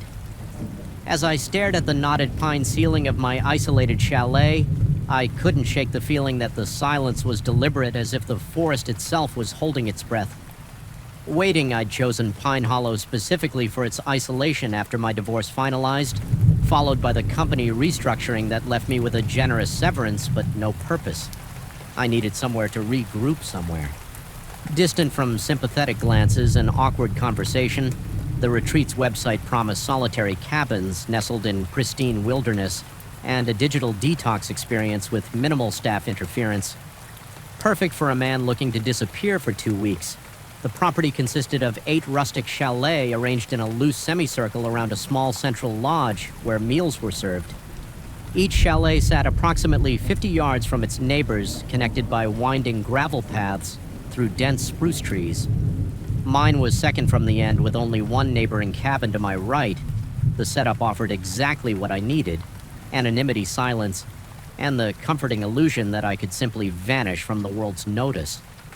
My first day passed uneventfully. I hiked the properties. Trails ate dinner alone in the lodge, where the elderly owner Vernon explained that the off-season meant I was currently their only guest. The retreat would remain nearly empty until Memorial Day weekend. I welcomed the news, relieved I wouldn't need to make small talk with other vacationers that night. I fell into bed exhausted from physical exertion, sleeping more soundly than I had in months. The second night changed everything. I awoke. Suddenly at 2:18 a.m., according to the harsh red glow of my bedside clock, something had pulled me from deep sleep. A sound just at the threshold of perception. I lay perfectly still, listening there.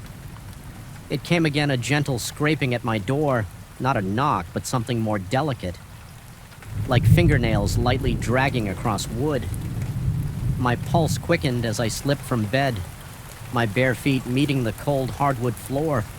The scraping continued, rhythmic and patient. 4 slow drags pause, then 4 more standing frozen in the center of the cabin. I contemplated my options. Logic suggested wildlife, perhaps a raccoon or something larger drawn by the scent of the granola bars in my backpack, yet the regularity of the sound held an undeniable deliberateness. "Hello!"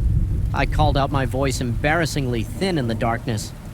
The scraping stopped immediately. I grabbed the metal flashlight from my nightstand, heavy enough to serve as a weapon if needed, and approached the door. My hand hovered over the doorknob as sweat formed between my shoulder blades. Despite the night's chill, with a sudden surge of resolve, I yanked the door open. Nothing. The porch was empty, illuminated only by the half-moon hanging between branches overhead. My beam of light swept across the clearing, catching nothing but underbrush and the gravel path. As I stepped fully onto the porch, a movement caught my peripheral vision. The door of the neighboring chalet was closing slowly and silently, with just the faintest click as it latched. A wave of confusion washed over me. Vernon had explicitly stated I was the only guest, perhaps another late arrival, yet there had been no headlights, no sound of a vehicle on the gravel drive that encircled the property. I considered marching over to investigate, but something in the deliberate slowness of that closing door made my skin prickle. Instead, I retreated inside, double-checking the lock before returning to bed, where I lay awake until dawn painted gray light through the gingham curtains. At breakfast, I casually inquired whether another had checked in overnight. Vernon looked up from wiping down tables, his weathered face puzzled as he assured me that no. I remained their sole occupant. When I mentioned seeing the neighboring cabin's door close, his expression flickered briefly, something passing too quickly across his features to identify. He answered that perhaps the wind had caught an improperly latched door, mentioning they hadn't used that particular cabin in some time due to plumbing issues. His explanation was reasonable, yet the careful neutrality in his tea felt rehearsed. I didn't press the issue, though the encounter left a knot of unease in my stomach. That afternoon, I found myself drawn to the neighboring chalet from the outside. It appeared identical to mine, a simple A-frame structure with a small porch and green-painted door. The windows were covered with blinds drawn tightly closed.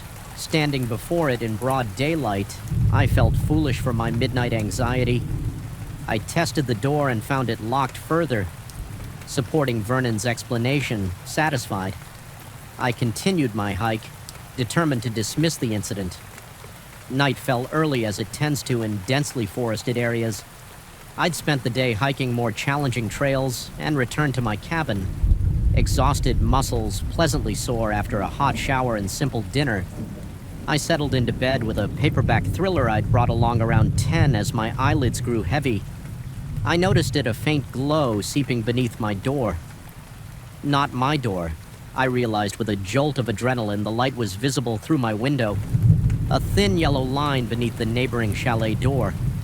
I sat up book forgotten and watched as shadows occasionally passed across that strip of light, suggesting movement. Inside my mouth went dry as dust. Someone was definitely in that cabin, the supposedly vacant plumbing-damaged cabin.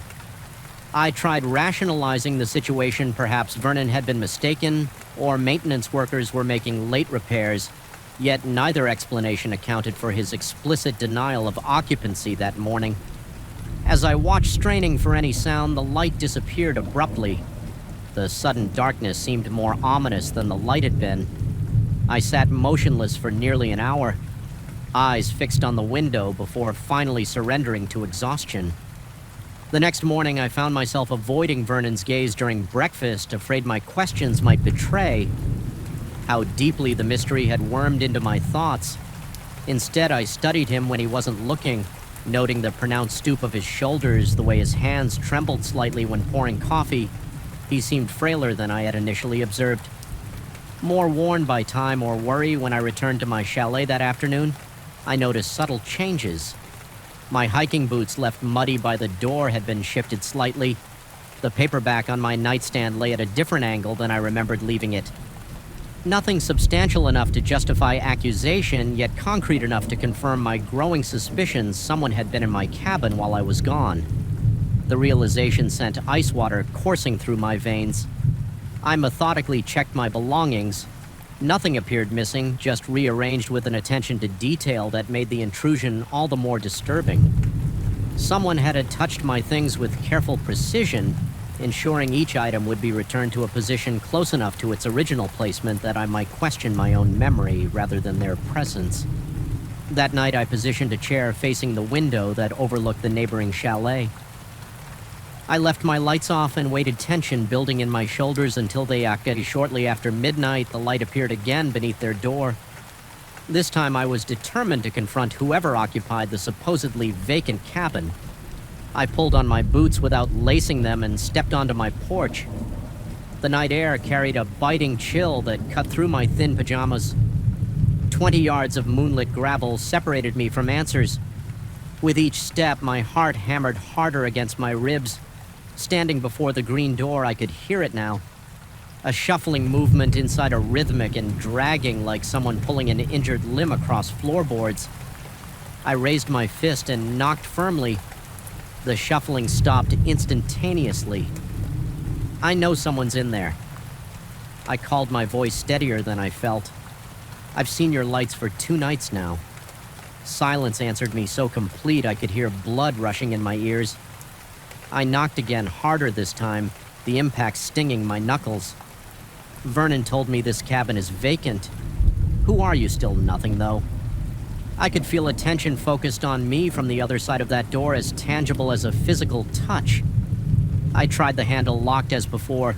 Frustration overrode caution, and I pounded the door with the flat of my hand. Answer me.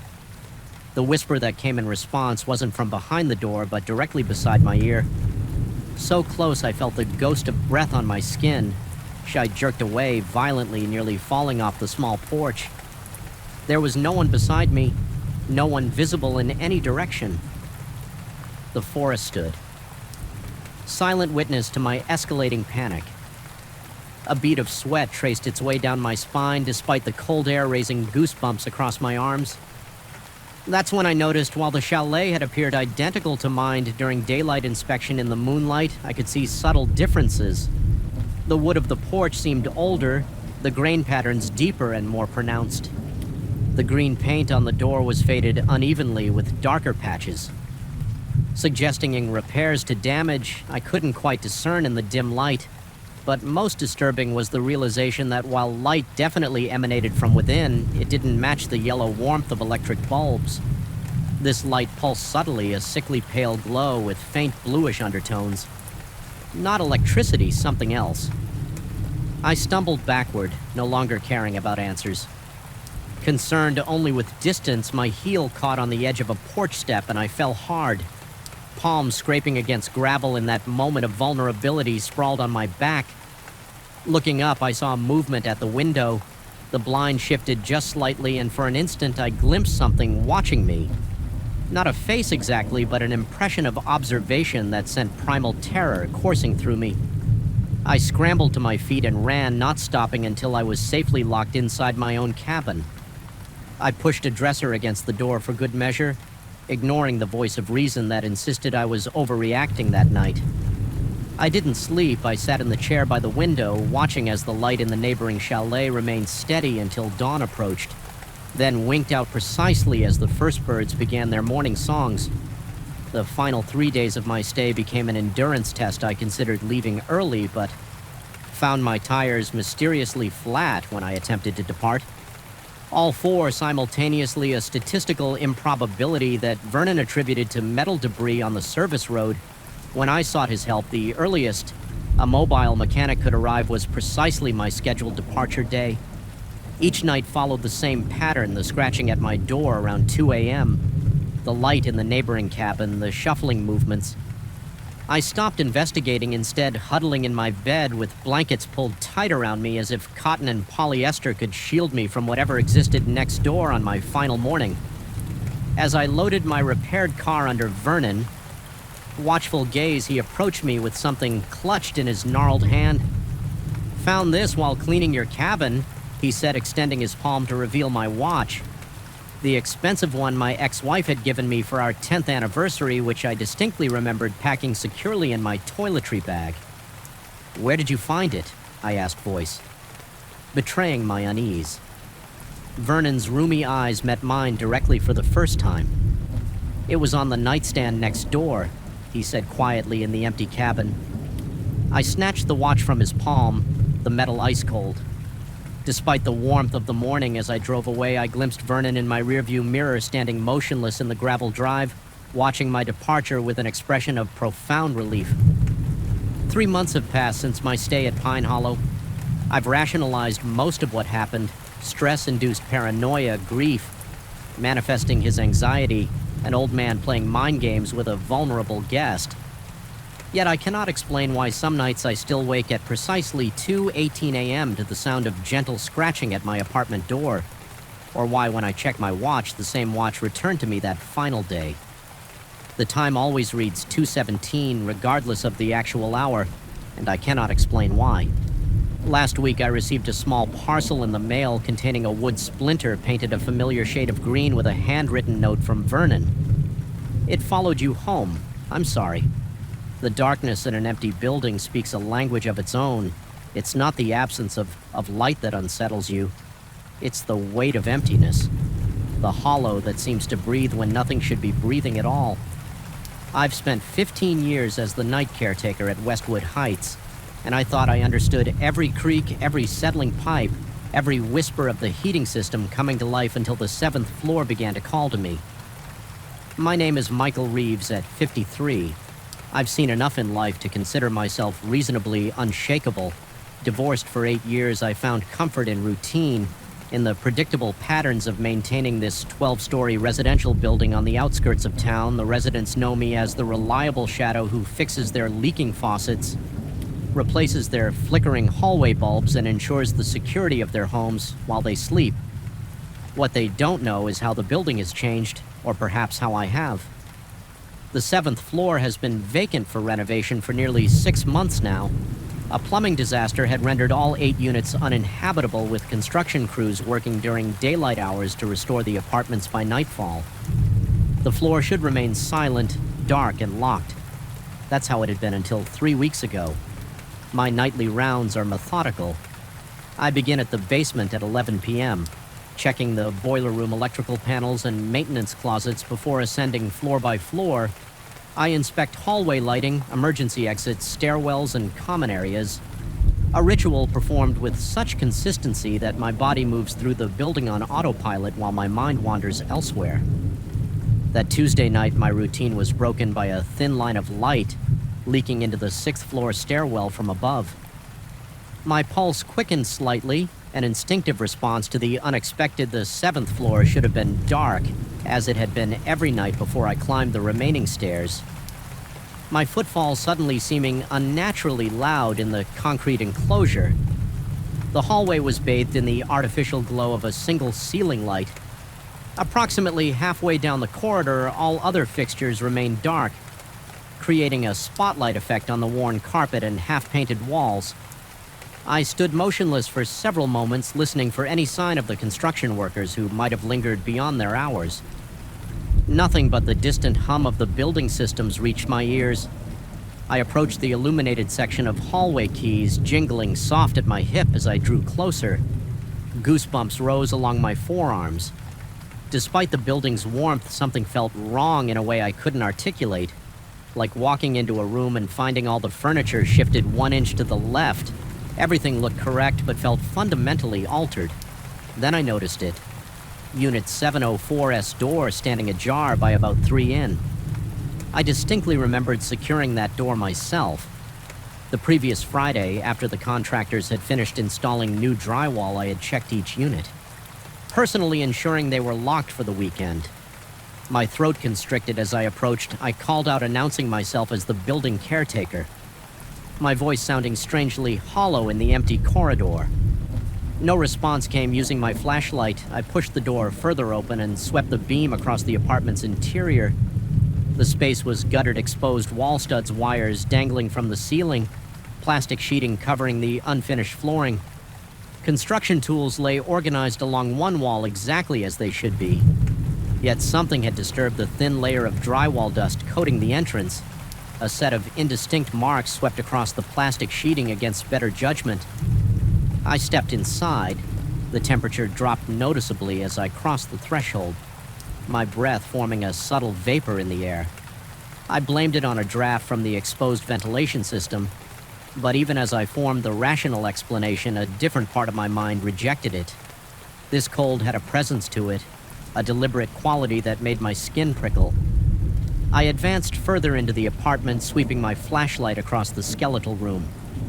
The beam caught something unusual on the far wall, a small mark that hadn't been there during my Friday inspection. Drawing closer, I discovered a series of thin vertical scratches in the fresh drywall. Each about 8 inches long, they appeared deliberate rather than accidental. 5 parallel lines grouped together like fingers had scraped downward. A subtle current of air brushed against the back of my neck, stirring the fine hairs.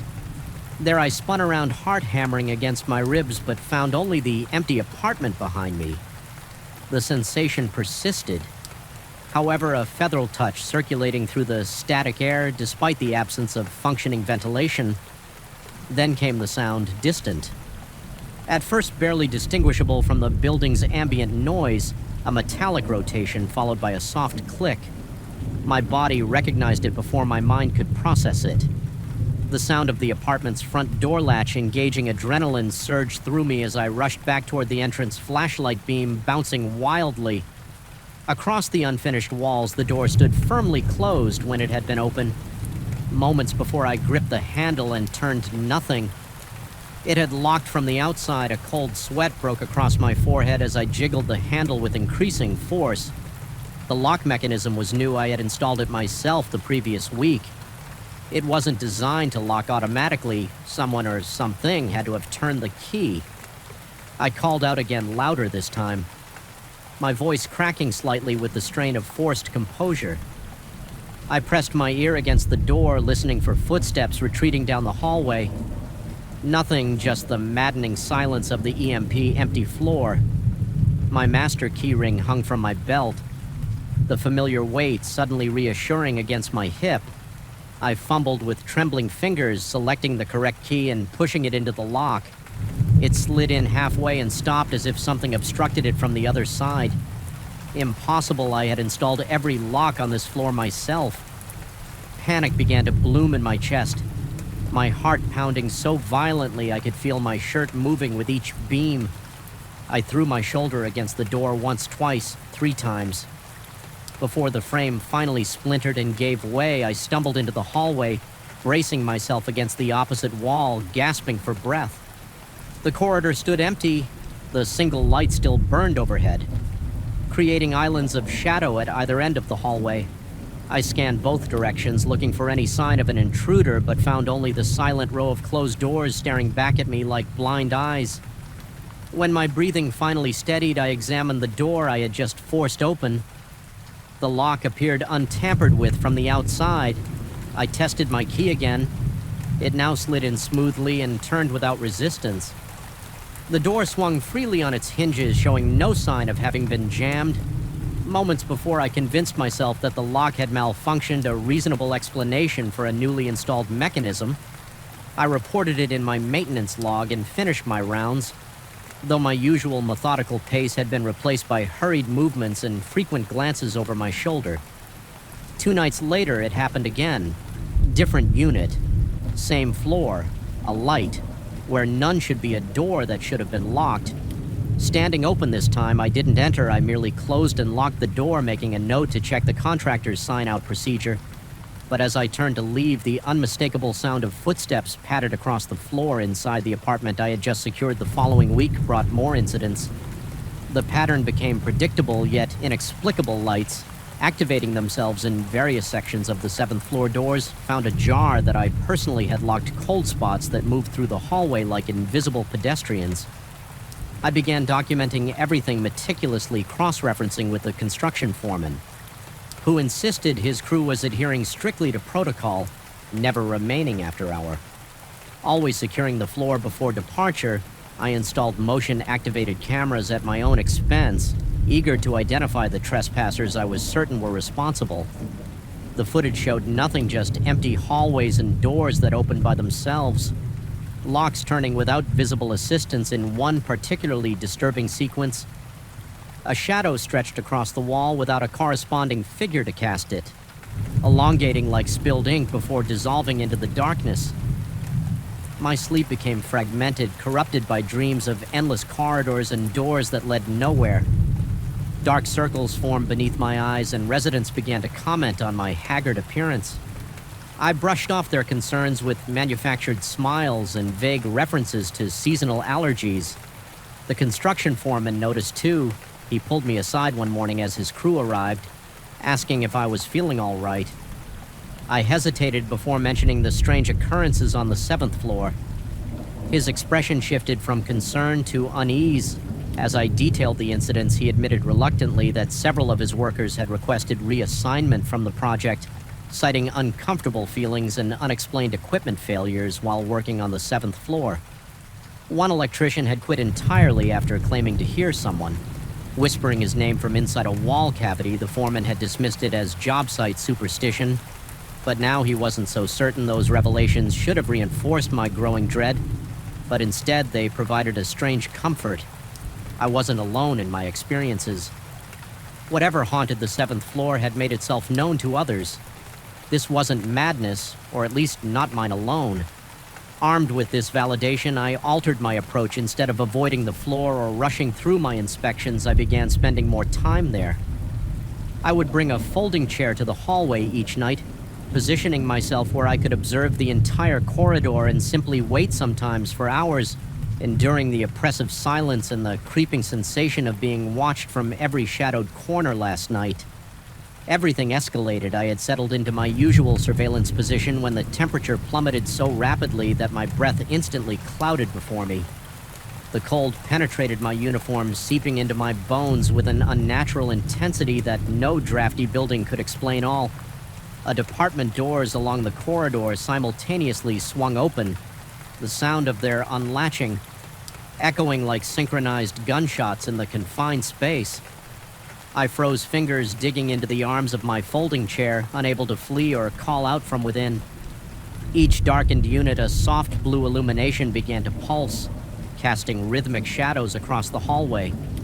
The light seemed to breathe, expanding and contracting with organic precision. My own breathing sin ionized with it. Involuntarily, my lungs filling as the light grew stronger, emptying as it dimmed. Then I heard it, a sound so ordinary it became terrifying in this context. From the furthest unit came the unmistakable noise of running water, not the violent rushing of broken pipes that had originally damaged this floor, but the gentle patter of a shower in use. Steam began to billow from the doorway, rolling down the corridor toward me like a living fog. My par paralysis broke. I stood shakily, my chair clattering to the floor behind me. The sound echoed unnaturally, repeating and distorting until it resembled distant, mocking laughter. I backed toward the stairwell, unwilling to turn my back on the open doorways. The fog continued its advance, swirling around my ankles with deliberate movement within its vaporous body. I could discern shapes forming and dissolving, suggestions of faces and limbs that vanished. When direct observed, my back hit the stairwell door, and I fumbled blindly for the handle. Eyes still fixed on the hallway as I pushed through to the stairwell. I caught one final glimpse of the corridor. Standing in the steam-filled haze was a figure, humanoid but wrong. Somehow its proportions subtly distorted. It raised what might have been an arm in a gesture that could have been a greeting or a warning. I didn't sleep at all last night. I called in sick today, the first time I've missed work in 3 years. The construction foreman texted me this afternoon, asking if I knew why his crew found all their tools arranged in perfect concentric circles in the middle of Unit 704 this morning. I didn't respond tonight. I will return to Westwood Heights, and to my duties, I will make my rounds, checking each floor methodically as I have for 15 years. And when I reach the 7th floor, I know what I'll find: a light where none should be, a door that should be locked standing open. But this time I think I'll walk in and close the door behind me, whatever waits there has been calling to me specifically. Maybe it's time I answer the darkness. In an empty building speaks a language of its own. After all these weeks, I think I'm beginning to understand what it's saying. The first message arrived at 3:17 a.m.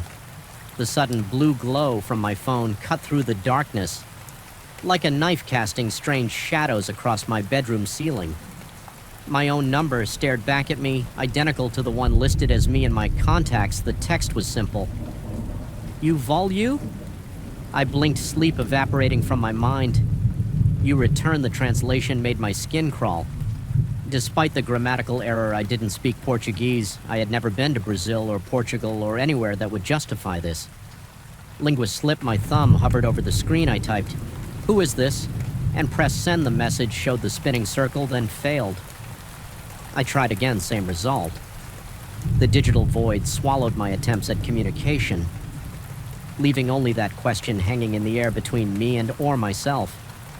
I checked my call log, my message history, nothing. No record of receiving anything at 3:17 a.m. When morning came, I contacted my carrier.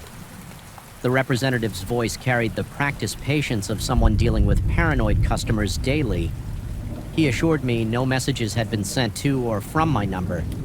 Overnight, no unusual activity whatsoever.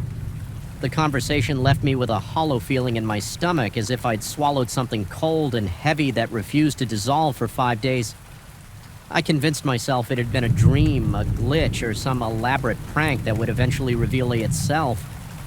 The rational explanations I constructed felt like paper shields against the nagging dread that had taken residence in my chest. I found myself checking my phone obsessively, the screen becoming both a source of anxiety and the only window into whatever was happening. The second message came while I was brushing my teeth. "No, Saya, ainda don't leave." Yet my toothbrush clattered into the sink. I nearly slipped on the bathroom tile as I lunged from my phone, heart hammering against my ribs. The screen showed no notification, nothing, but as I stared at it, pupils dilated in the harsh bathroom light. The message appeared on my lock screen as if materializing from thin air. My hands trembled as I unlocked the phone. The message was there then in my normal messaging app from my own number. I took screenshots, recorded a video of me scrolling through the conversation. I wasn't crazy, but when I logged into my carrier account, once again, there was no record of these exchanges. Sleep became my enemy. I would lie awake, phone face down across the room, but still, somehow feeling its presence like a malevolent entity. The soft buzz of electronics in my apartment, the refrigerator's hum, the digital clock's subtle electrical pulse took on sinister undertones. Each sound became a whisper, each shadow a potential threat. The messages continued, always in Portuguese, always from my own number, always vanishing from official records. Al, don't V. They are coming, no, don't trust your eyes. Remember the accident, the last one struck me like a physical blow. What accident? I had never been in any serious accident. The closest thing was a minor fender bender 3 years ago, but something about the phrase tunned into my subconscious. Burrowing deeper with each passing hour, I began researching Portuguese using translation apps, seeking patterns in the messages.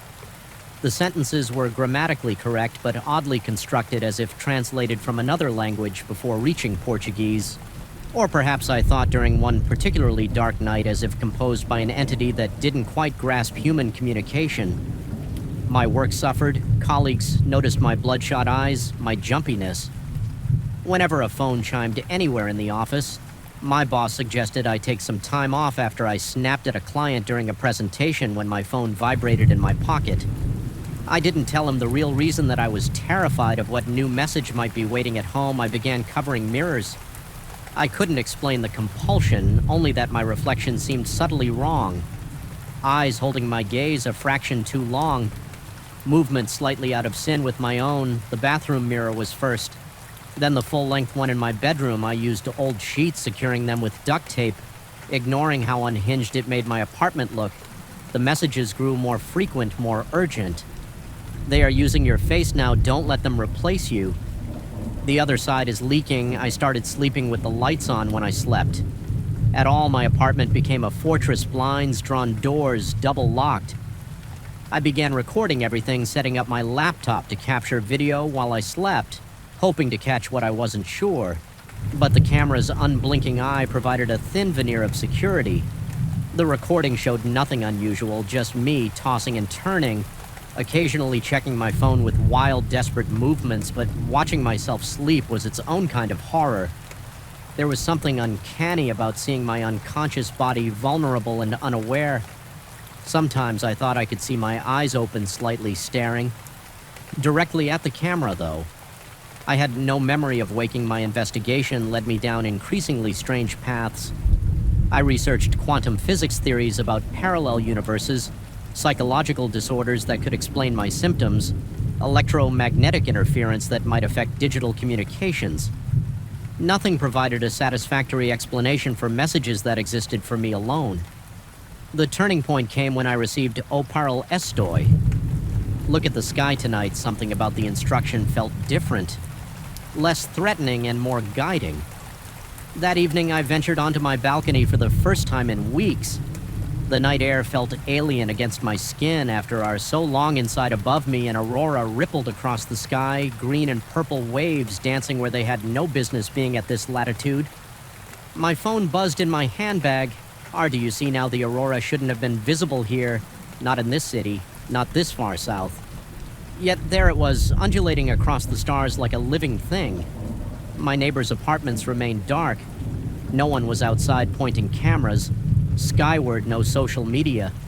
Exploding with aurora sightings, just me alone witnessing something impossible. The next message broke the pattern. It came in English. The boundary is thinning.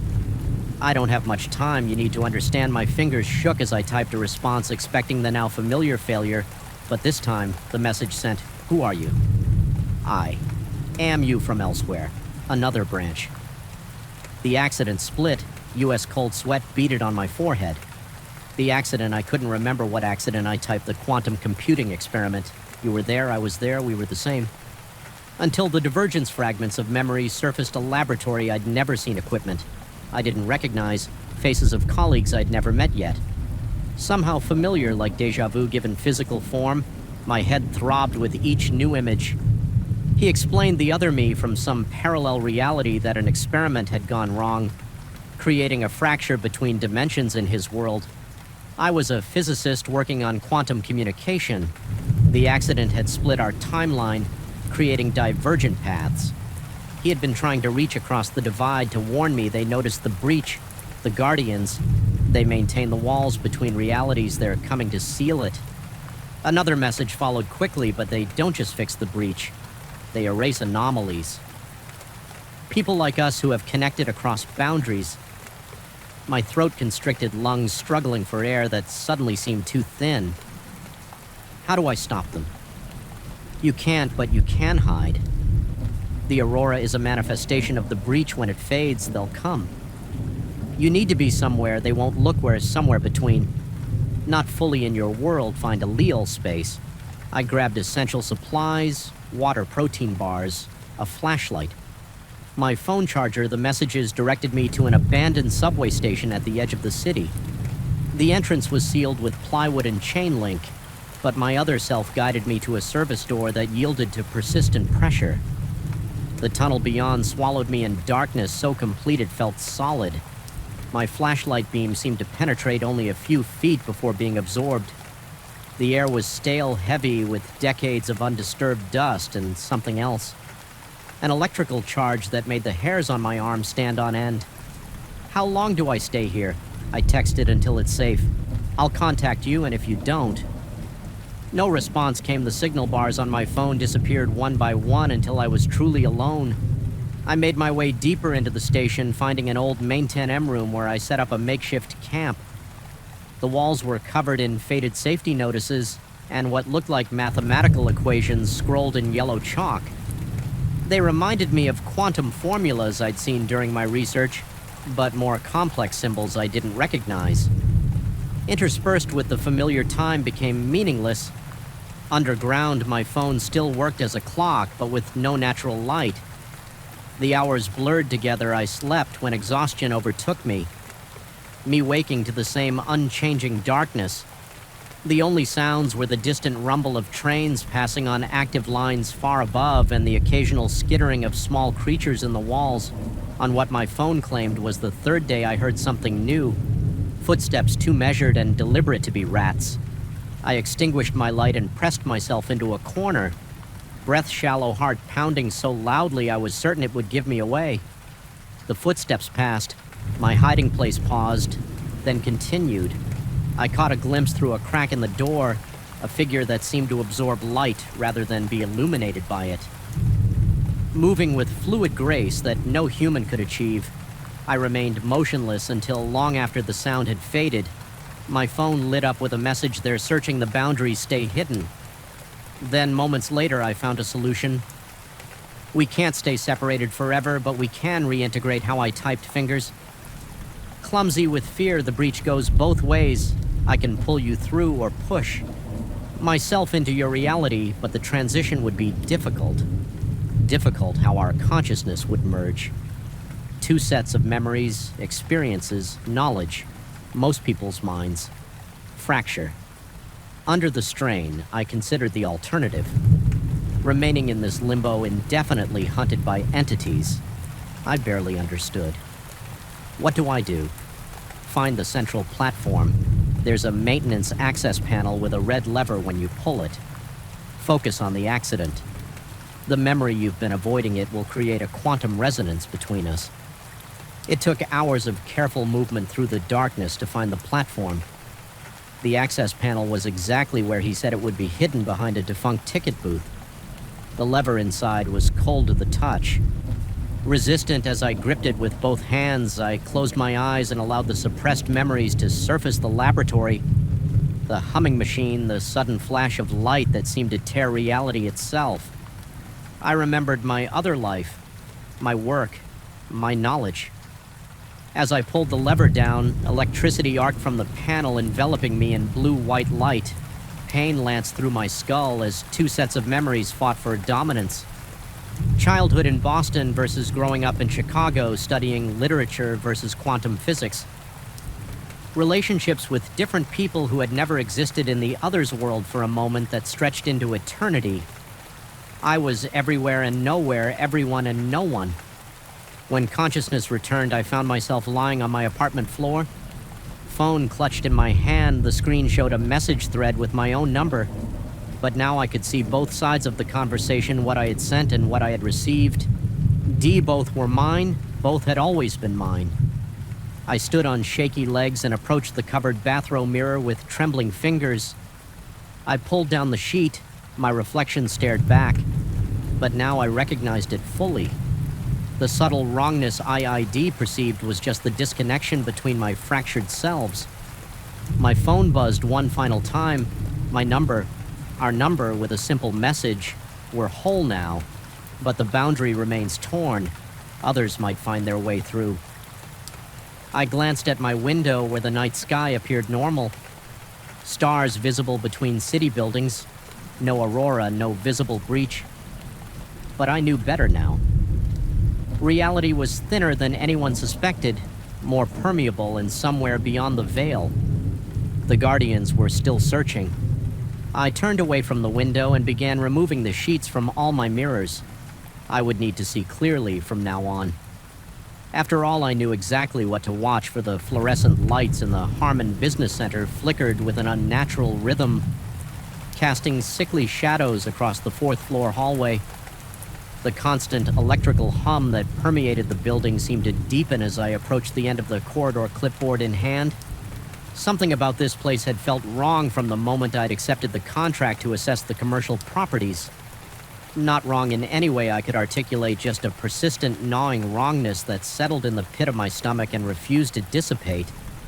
My name is Michael Reeves, Commercial Property Assessor for Westlake County.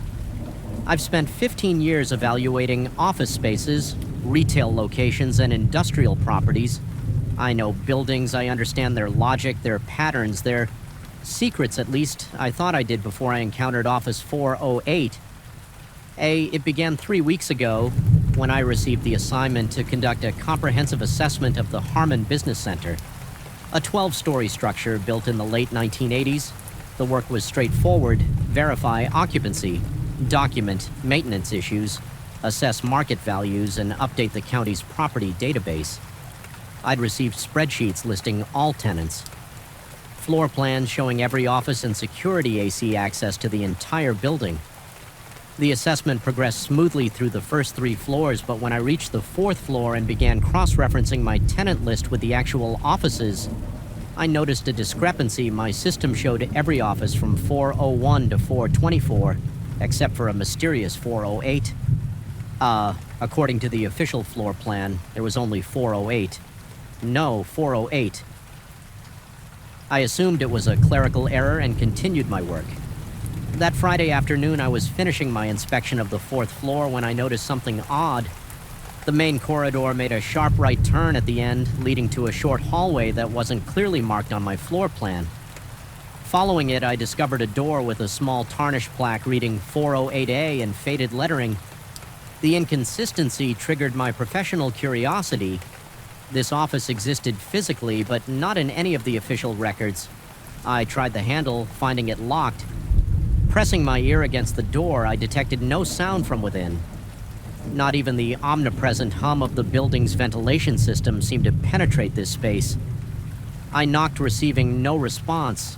Something about the door's texture felt wrong against my knuckles. Not quite solid, not quite hollow. I made a note to return with a building manager. The strange office nagged at me throughout the weekend. Monday morning, I requested the complete architectural plans from the county archives and spent hours reviewing them according to every document. The hallway ended at Office 408. There was no turn, no extension, no 408. Yet I had seen it touched it when I returned to the 4th floor the following week. I experienced the first real shock. The corridor ended exactly as the plans indicated, with a blank wall where I distinctly remembered seeing the right turn and hallway extension. I stood frozen. My breath caught in my throat as cold sweat beaded on my forehead. I approached the wall, running my hands over its surface. It was solid drywall, painted the same institutional beige as the rest of the building, with no indication that a hallway had ever existed there. I asked the receptionist at the insurance office across the hall if she knew anything about Office 408. She looked at me with genuine confusion, stating firmly that the hallway had always ended at that wall. When I described the short extension corridor in the door I'd seen, she suggested I might have confused this floor with another building. Her certainty and the conviction in her eyes made my stomach tighten. I thanked her and left my hands trembling slightly as I made notes. That night I couldn't sleep. My mind replayed the memory of seeing that door, touching it, feeling its strange texture beneath my fingers. I'd been doing this job for 15 years. I didn't confuse buildings. I didn't imagine doors. 3 days later, I was driving past the Harmon Business Center around 9:30 p.m., having finished a late assessment at a nearby property. Almost without conscious decision, I pulled into the parking garage. The night security guard recognized me from my previous visits and allowed me upstairs after I explained I needed to check something for an urgent report. Due the next morning, the building felt different at night. The fluorescent lights hummed at a lower, more menacing frequency. The normal bustle of office activity was replaced by a silence so complete it seemed to press against my eardrums. The elevator carried me to the 4th floor with a jerky motion that felt deliberate, threatening when the doors opened. I hesitated before stepping out the hallway stretched before me, identical to how I remembered it from my daytime visits. Yet somehow altered, the shadows seemed deeper, the corners less defined. I walked slowly toward the end of the corridor, my footsteps echoing unnaturally in the empty space.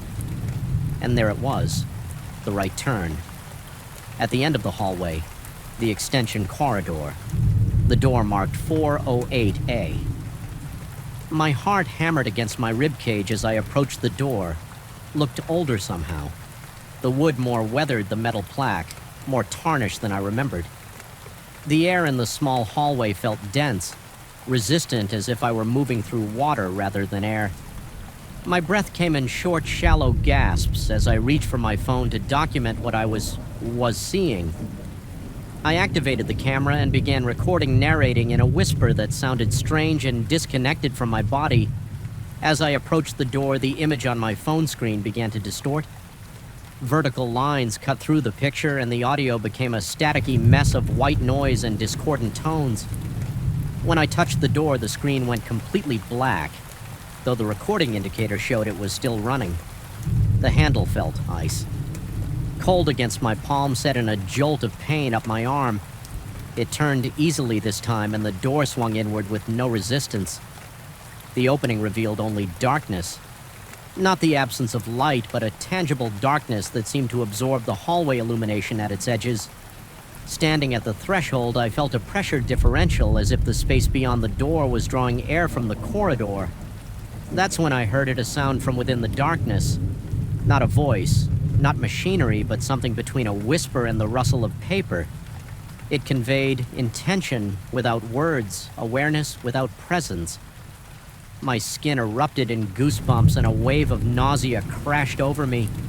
Every instinct screamed for retreat. I backed away, watching as the darkness seemed to seep around the edges of the doorframe like black smoke.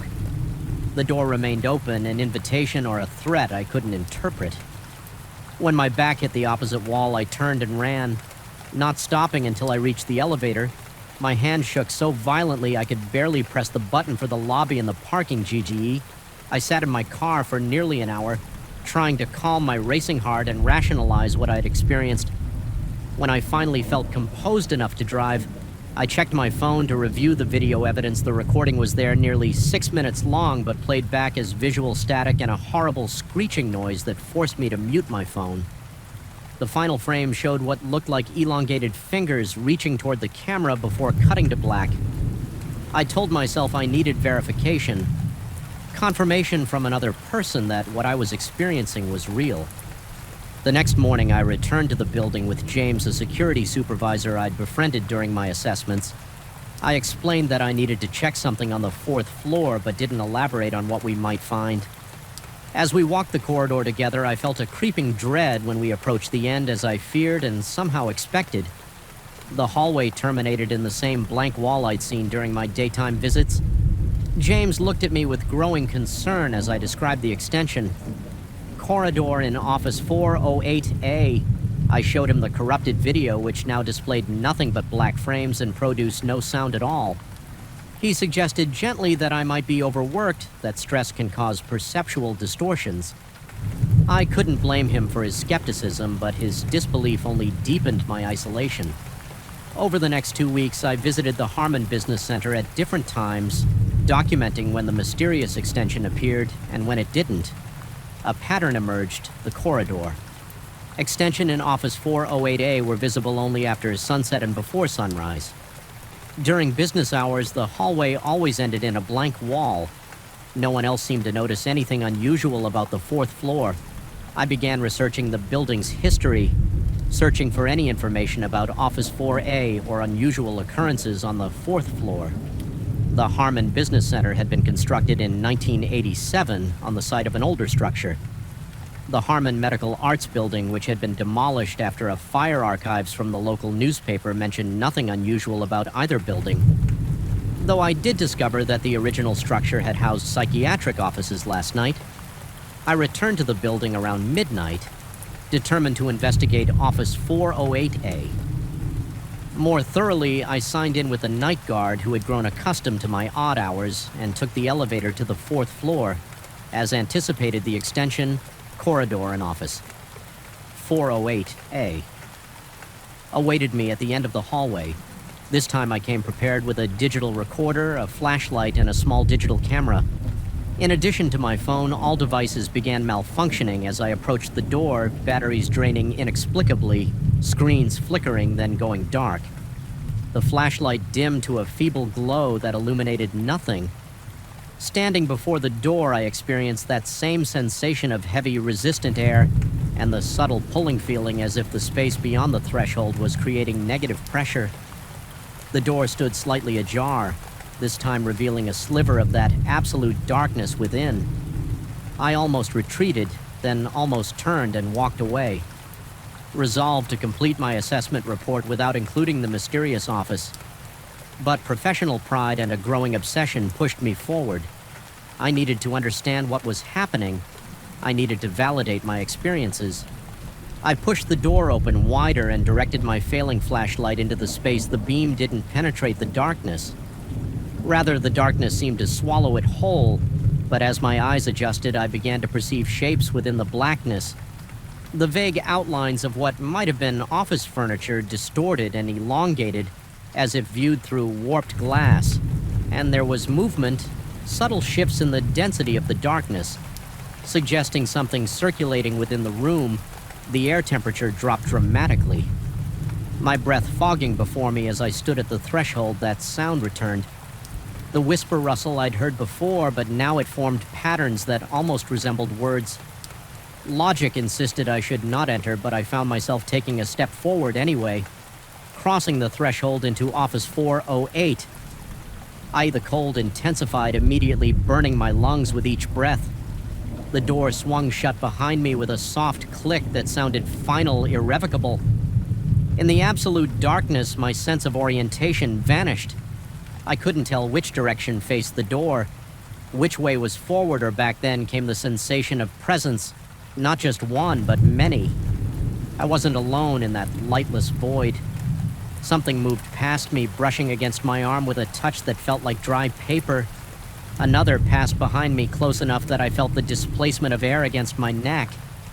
My heart pounded so violently I feared it might rupture.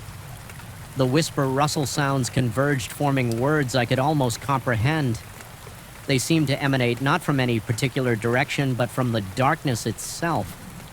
I strained to understand, feeling that they were trying to communicate something of vital importance. That's when I saw it. A faint phosphorescent glow emanating from what appeared to be a desk at the center of the room. As my eyes adapted further, I could make out paper spread across its surface, glowing with their own pale light. I moved toward them, driven by a compulsion I couldn't resist. The papers contained architectural drawings of the Harmon Business Center, but with significant differences from the building I knew. Additional rooms, hidden passages, and altered dimensions filled the blueprints. Most notably, the fourth floor showed a much larger space where Office 408 should be a suite of rooms designated as special projects with no further explanation. As I examined the papers, I noticed dates in the corners. They weren't from the 1980s when the current building was constructed, but from 2031, 6 years in the future. My hands trembled as I tried to process this impossibility.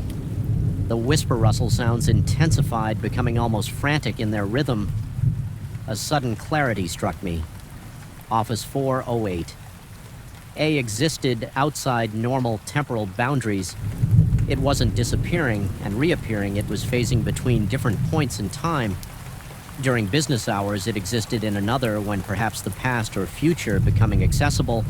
Only during the leal night hours when the building's energy patterns shifted as this realization formed. The temperature in the room plummeted further.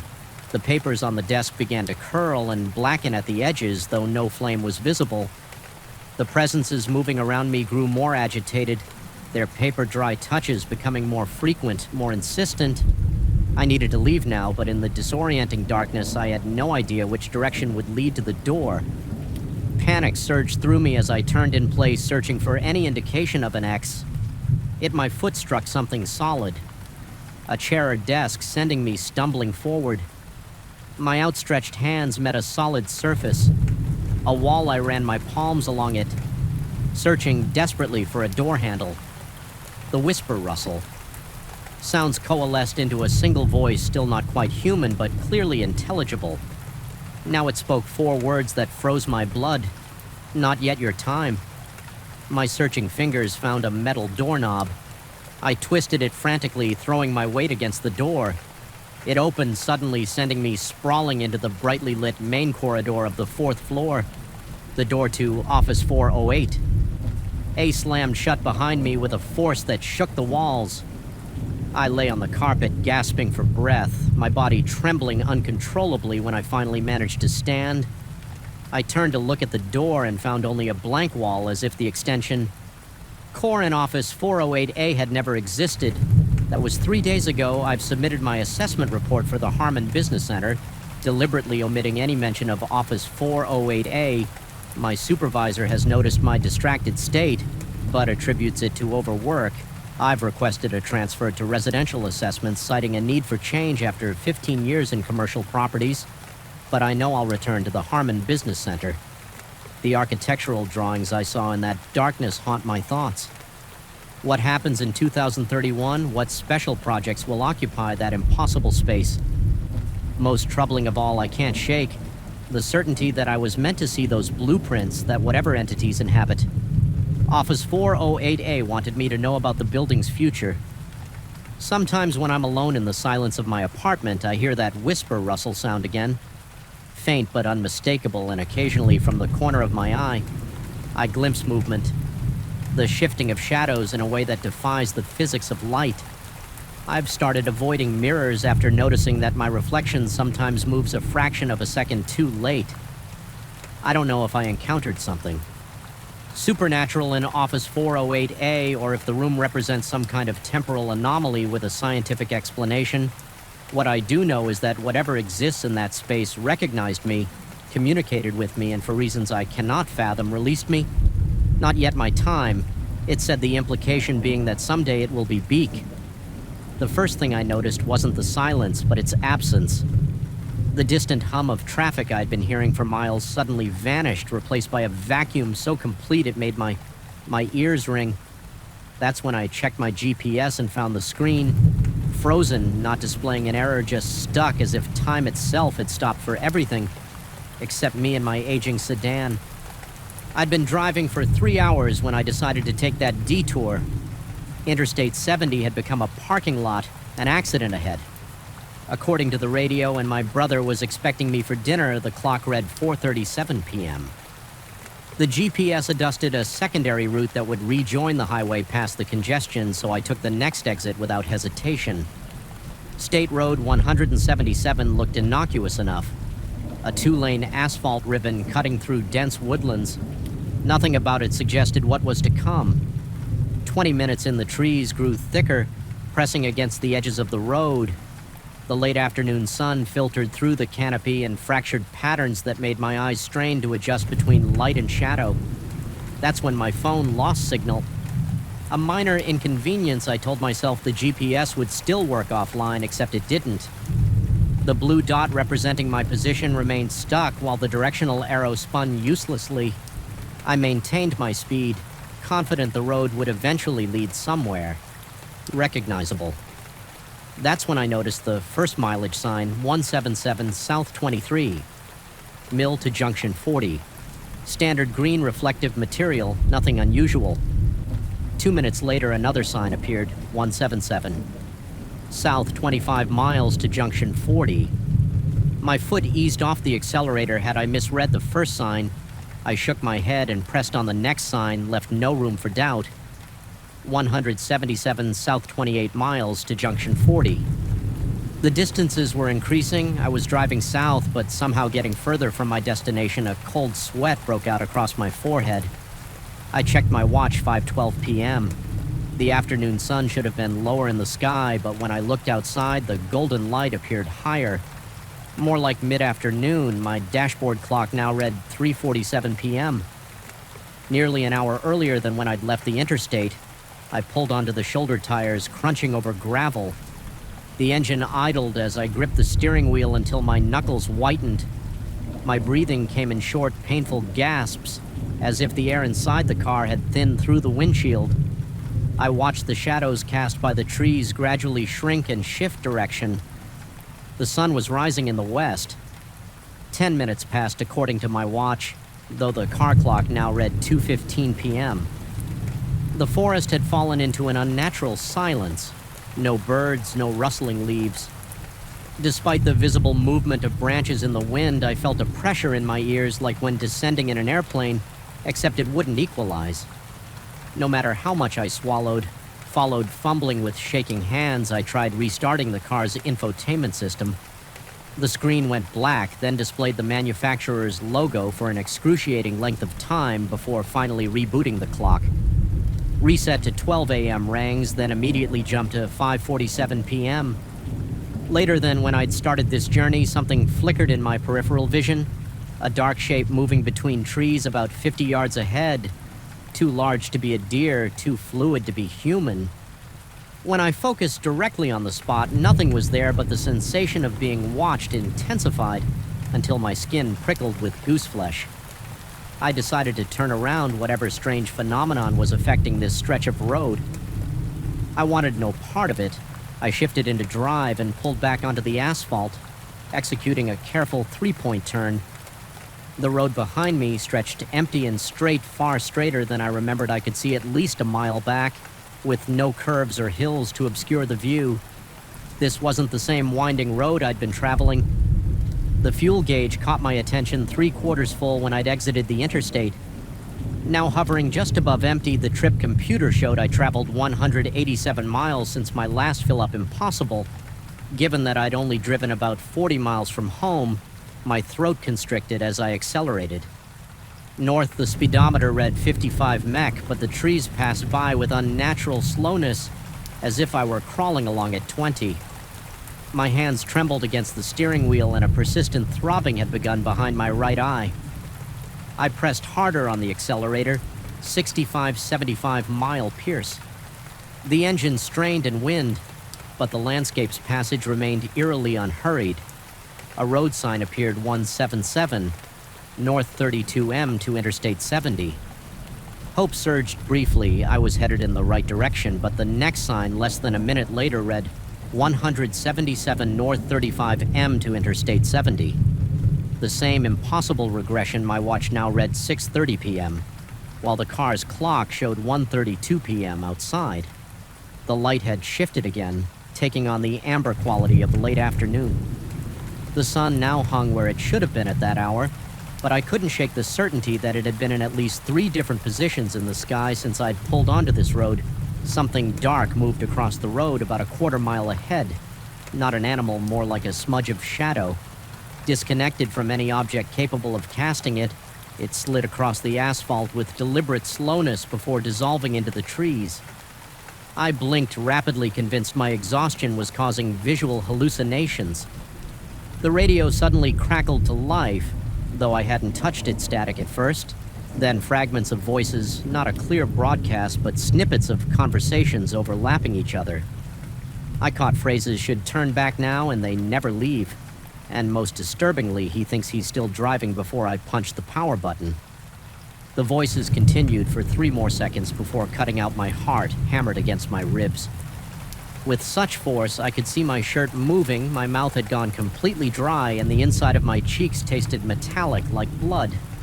Without injury, the car felt simultaneously too small and too empty, as if the space behind me had expanded into an impossible void. I didn't dare look in the rearview mirror. A wooden sign appeared on the roadside. Not a standard highway marker, but a hand-painted placard. I would have expected to see outside a rural business. Larson's Gas and Grocery, last stop for 60 miles below it, in smaller letters as 1953. The paint looked fresh desperation and my near empty. Tent tank made the decision for me. I slowed as a small clearing appeared on the right, revealing a single-story clapboard building with 2 ancient gas pumps out front. The place looked like it had been plucked straight from the 1950s down to the Coca-Cola thermometer hanging beside the front door. No other vehicles were visible. I pulled up to the pump and the gravel crunched under my tires with abnormal loudness in the stillness. When I shut off the engine, the abrupt silence felt like a physical presence pressing against my eardrums. My watch read 7:05 p.m. The car's clock displayed 4:37 p.m. Exactly the time I'd exited the interstate hours earlier, the station appeared.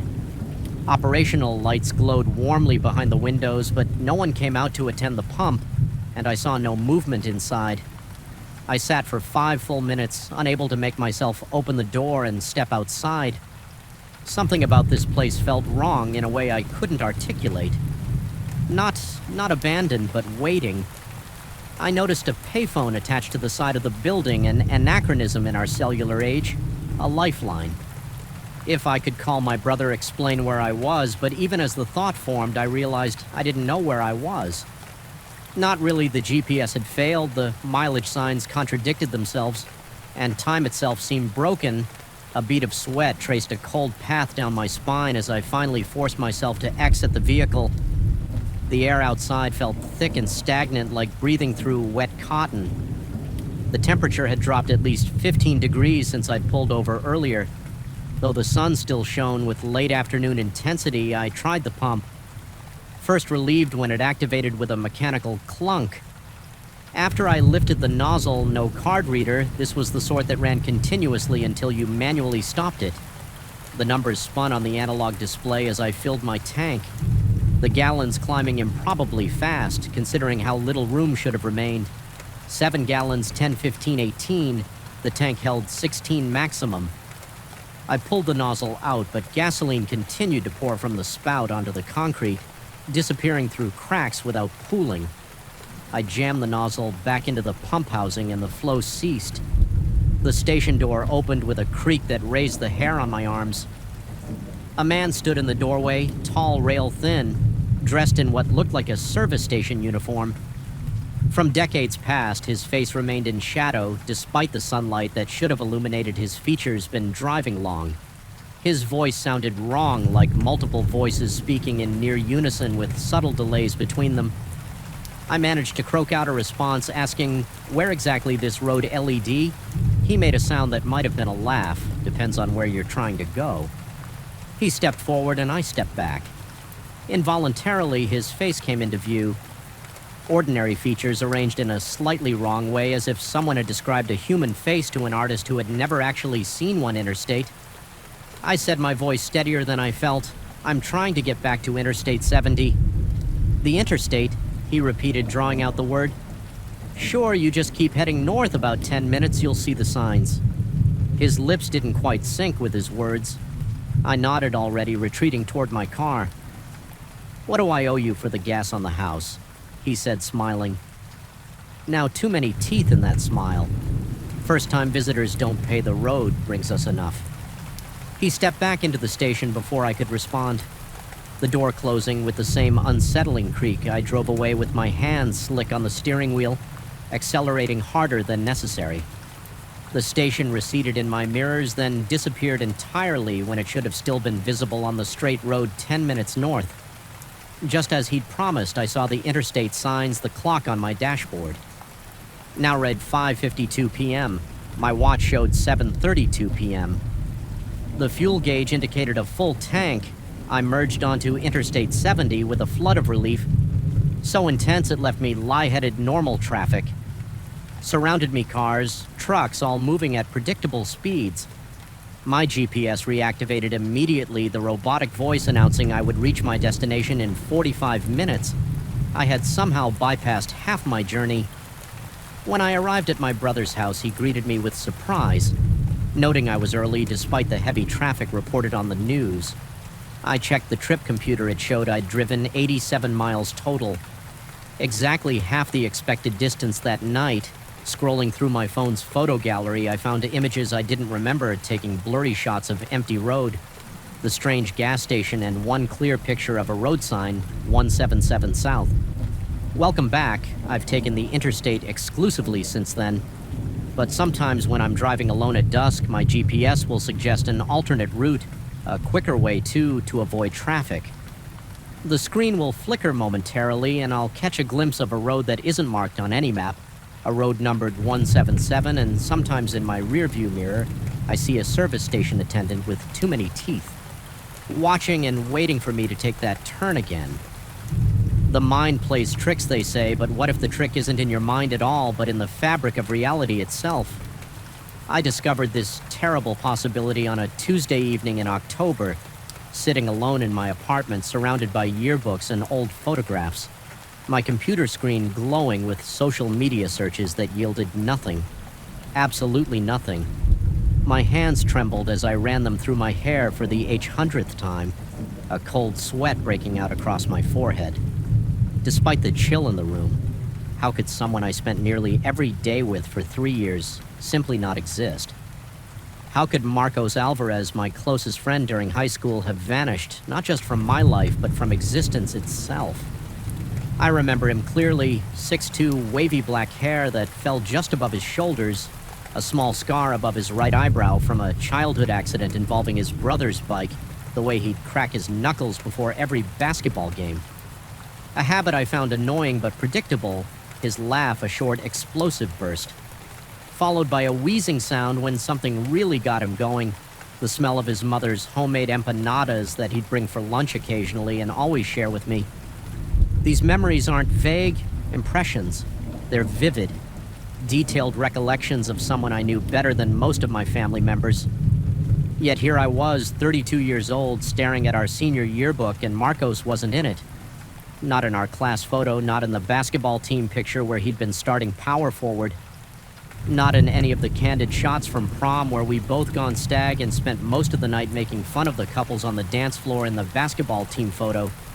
Where I clearly remember Marco standing behind me with his hands on my shoulders, there was instead a short blonde kid named Trevor, whom I barely recall from math class. This discrepancy first occurred to me 3 weeks ago when my mother shipped me a box of my old high school memorabilia she'd found while cleaning out the attic. Among the items was a trophy. Our debate team won junior year. I distinctly remembered that tournament Marcos and I had prepared for weeks, staying up late at his house, refining arguments, his father bringing us coffee at midnight, despite his mother's protests about sin. The moment we won, Marcos had grabbed me in a bee hug so tight I could barely breathe, whispering, "We actually did it, man," in my ear with a voice thick with emotion. But the inscription on the trophy listed only my name and that of Sarah Martinez, a girl I certainly knew but had never partnered with for debate when I called my mother to ask about this. Her confusion was genuine. She'd never heard of Marcos Alvarez, maybe from college, she suggested. But no, I was certain he was from high school. I even described him to her. His height, his hair, the black leather jacket he wore nearly every day. Despite the Texas heat, nothing registered. I became obsessed with finding proof of his existence. I contacted old classmates through Facebook, casual messages, asking if they remembered Marcos from the basketball team or debate club. Each response twisted the knife deeper. No one remembered him. Some suggested I might be thinking of Marcus Reynolds, a popular senior when we were sophomores, but that wasn't right. Others thought perhaps I was confusing high school memories with college ones, as my mother had suggested I dug out old papers from high school, convinced I'd find his name on group assignments or at least a mention in my own juvenile journals.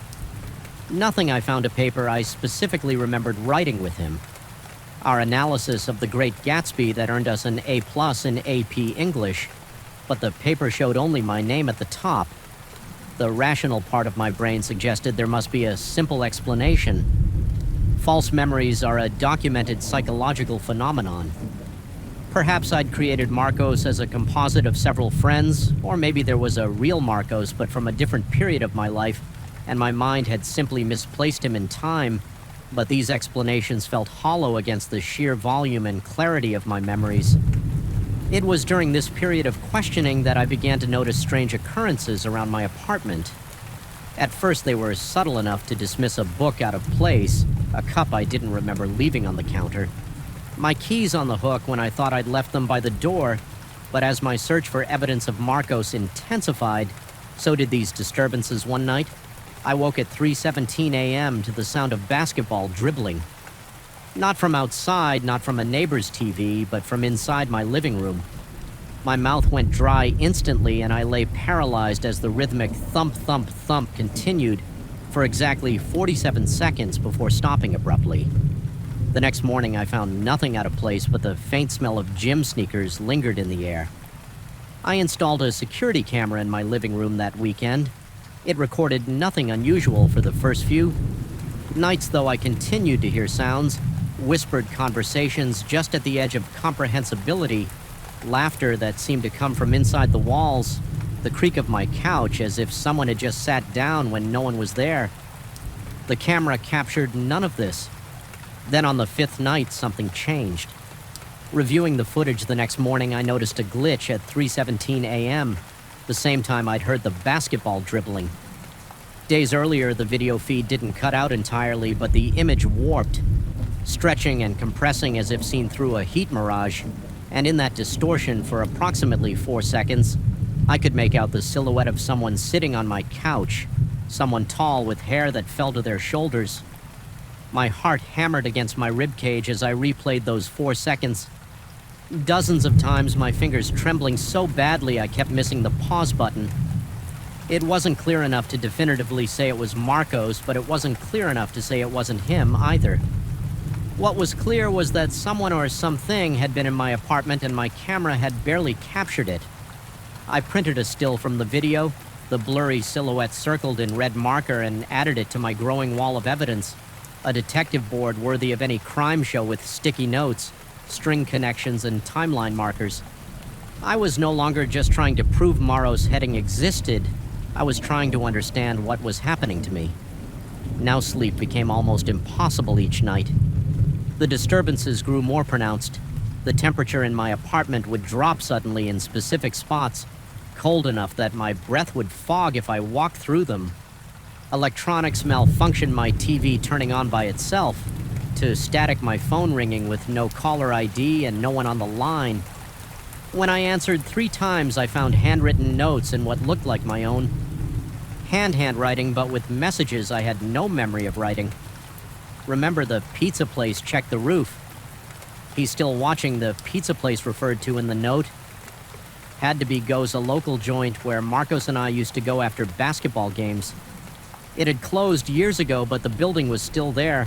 Now a vape shop, the roof that had to mean our high school roof where we'd sometimes sneak during lunch breaks to get away from the noise of the cafeteria. The last note, though, he's still watching that. One chilled me to the core because I'd begun to feel exactly that. Watched, it wasn't just paranoia, the hairs on the back of my neck would stand up. Suddenly reflective surfaces, windows at night.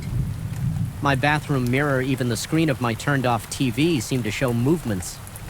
Just at the edge of my vision, movements that disappeared when I turned to look directly. I began avoiding mirrors altogether, taking quick showers with my eyes fixed firmly on the tiles.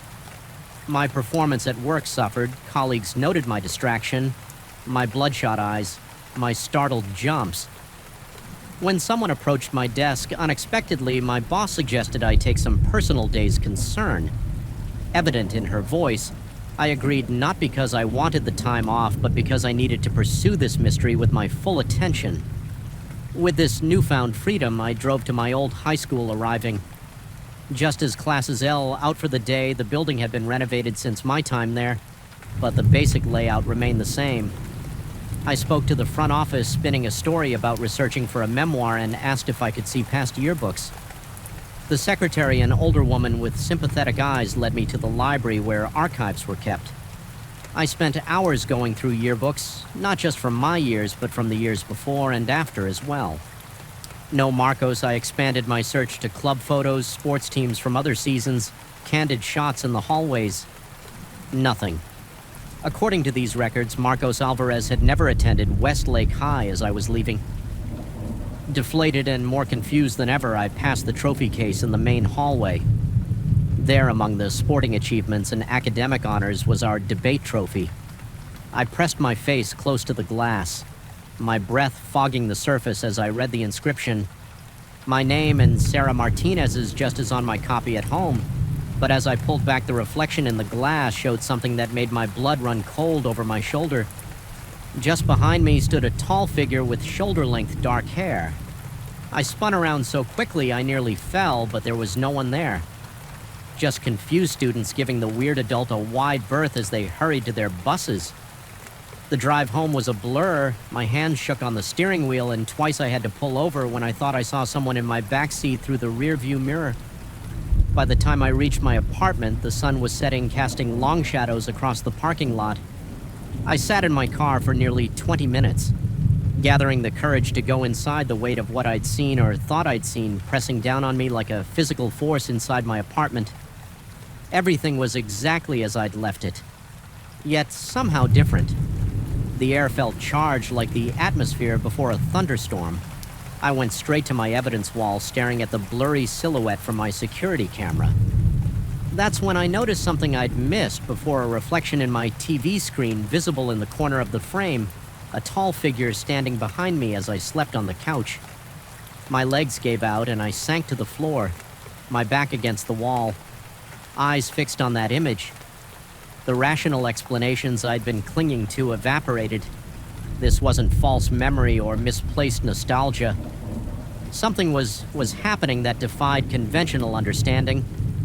I grabbed my laptop with shaking hands and began typing everything I could remember about Marcos, every interaction, every conversation, every shared experience.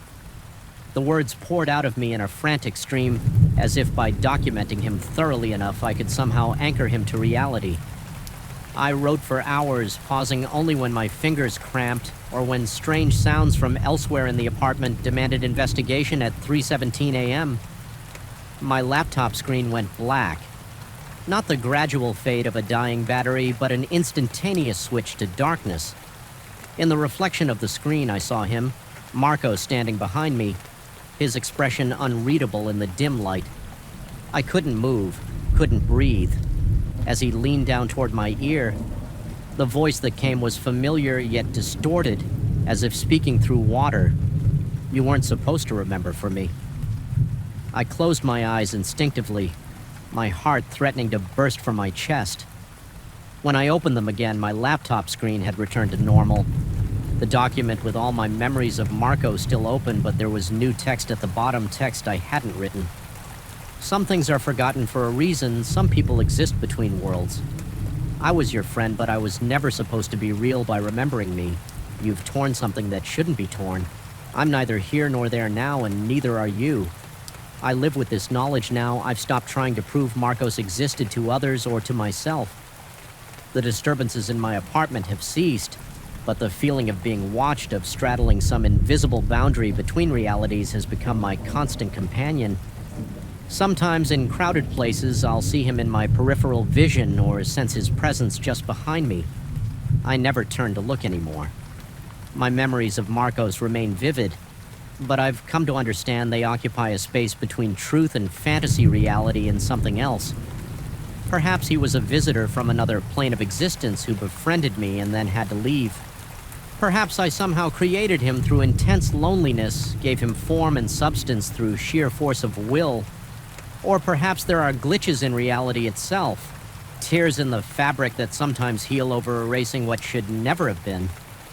Whatever the truth I know, one thing with certainty, he remembers me too, and sometimes in the quiet hours before dawn, that's the most terrifying thought of all. Andal to the human mind is adept at creating patterns from randomness, at finding faces in the static. But what happens when the pattern finds you? When the static watches back? I used to be certain about the boundary between imagination and reality. Now I'm not so sure it began on a Tuesday night in late October when the darkness seemed to swallow more than just the light. I've always been the last to leave the office. Baxter & Sons Financial Consulting occupies the 5th floor of the Westridge Commercial Complex, an aging building that stands isolated at the edge of an industrial park, surrounded by nothing but empty lots and the occasional storage facility, 5 miles from the nearest residential area. It's the kind of place that empties completely after business hours, leaving behind only the hollow echo of fluorescent lights and the distant hum of the highway. That night I had stayed later than usual, caught in the labyrinth of quarterly reports that demanded immediate attention. By the time I shut down my computer, the digital clock on my desk read 11:42 p.m. The cleaning crew had come and gone hours ago, leaving behind the chemical scent of industrial disinfectant that always made my sinuses burn as I gathered my belongings. The silence pressed against my eardrums like cotton wool. The building had settled into that peculiar stillness that seems to amplify every small sound. The tick of the wall clock, the distant gurgle of pipes, the soft whisper of air through vents. I remember thinking how different a place becomes when humans vacate it, as if the walls themselves exhale. Once we're gone, the elevator ride down to the lobby was uneventful, though I couldn't shake the feeling that the car descended slower than usual, as if reluctant to deliver me to the ground floor when the doors finally parted. The security guard's desk sat empty. Jerry usually worked until midnight, but his chair was vacant, a half-empty coffee cup. The only evidence of his presence, I called out his name, but my voice merely bounced off the marble floors and died in the corners of the lobby. I shrugged it off. Perhaps he was making his rounds or had stepped outside for a cigarette. I pushed through the heavy glass doors and stepped into the night. The air was unseasonably cold, carrying the metallic scent of approaching rain. The parking lot stretched before me, a vast expanse of cracked asphalt illuminated only by scattered lampposts that cast pools of sickly yellow light. At uneven intervals, my car, a gray Honda Civic that had seen better days, was parked in the farthest corner, a habit I developed to prevent door dings and scratches from careless coworkers. The walk to my vehicle usually took less than 2 minutes, but that night it felt longer. Perhaps it was the unusual silence or the way the wind had suddenly died, leaving the air unnaturally still about halfway across the lot. I noticed something, or rather someone standing near my car. A man tall and thin, dressed in what appeared to be a dark suit. He stood perfectly still facing the building I had just exited. Even from a distance, something about his posture seemed wrong. Too rigid, too perfect in its stillness, no shifting of weight from foot to foot, no subtle movements of the head or shoulders that betray the presence of life. My pace faltered for just a moment before I forced myself to continue walking. My keys clutched tightly in my right hand, the jagged edge of my car key protruding between my knuckles. A defensive measure I'd learned in a self-defense class years ago. I kept my eyes fixed on my destination, trying to project an air of confidence. I didn't feel the logical part of my brain offered rational explanations. A fellow employee working late, someone waiting for a ride, a lost driver seeking directions. Yet with each step, the hollow pit in my stomach expanded. The figure remained motionless, and as I drew closer, I realized I couldn't make out his features. His face seemed to exist in a pocket of deeper shadow, as if the darkness clung to him more densely than to the surrounding night. 20 feet from my car, a chill shuddered through me that had nothing to do with the temperature. It started at the base of my spine and crawled upward, branching out along my ribs and settling at the nape of my neck. Where the fine hairs stood at attention, I forced myself to breathe evenly to maintain my pace. I was being ridiculous. This was just some guy in a parking lot. Nothing more. I angled my approach to give the figure a wide berth, fishing my key fob from my pocket and unlocking the car. From a distance, the responding flash of headlights briefly illuminated the scene, but the man remained a silhouette, his features indiscernible. As I reached my vehicle, I risked a quick glance in his direction. He hadn't moved, hadn't turned. Still faced the building, still stood with that unnatural stillness, but something had changed. Something subtle that I couldn't immediately identify. Then it hit me.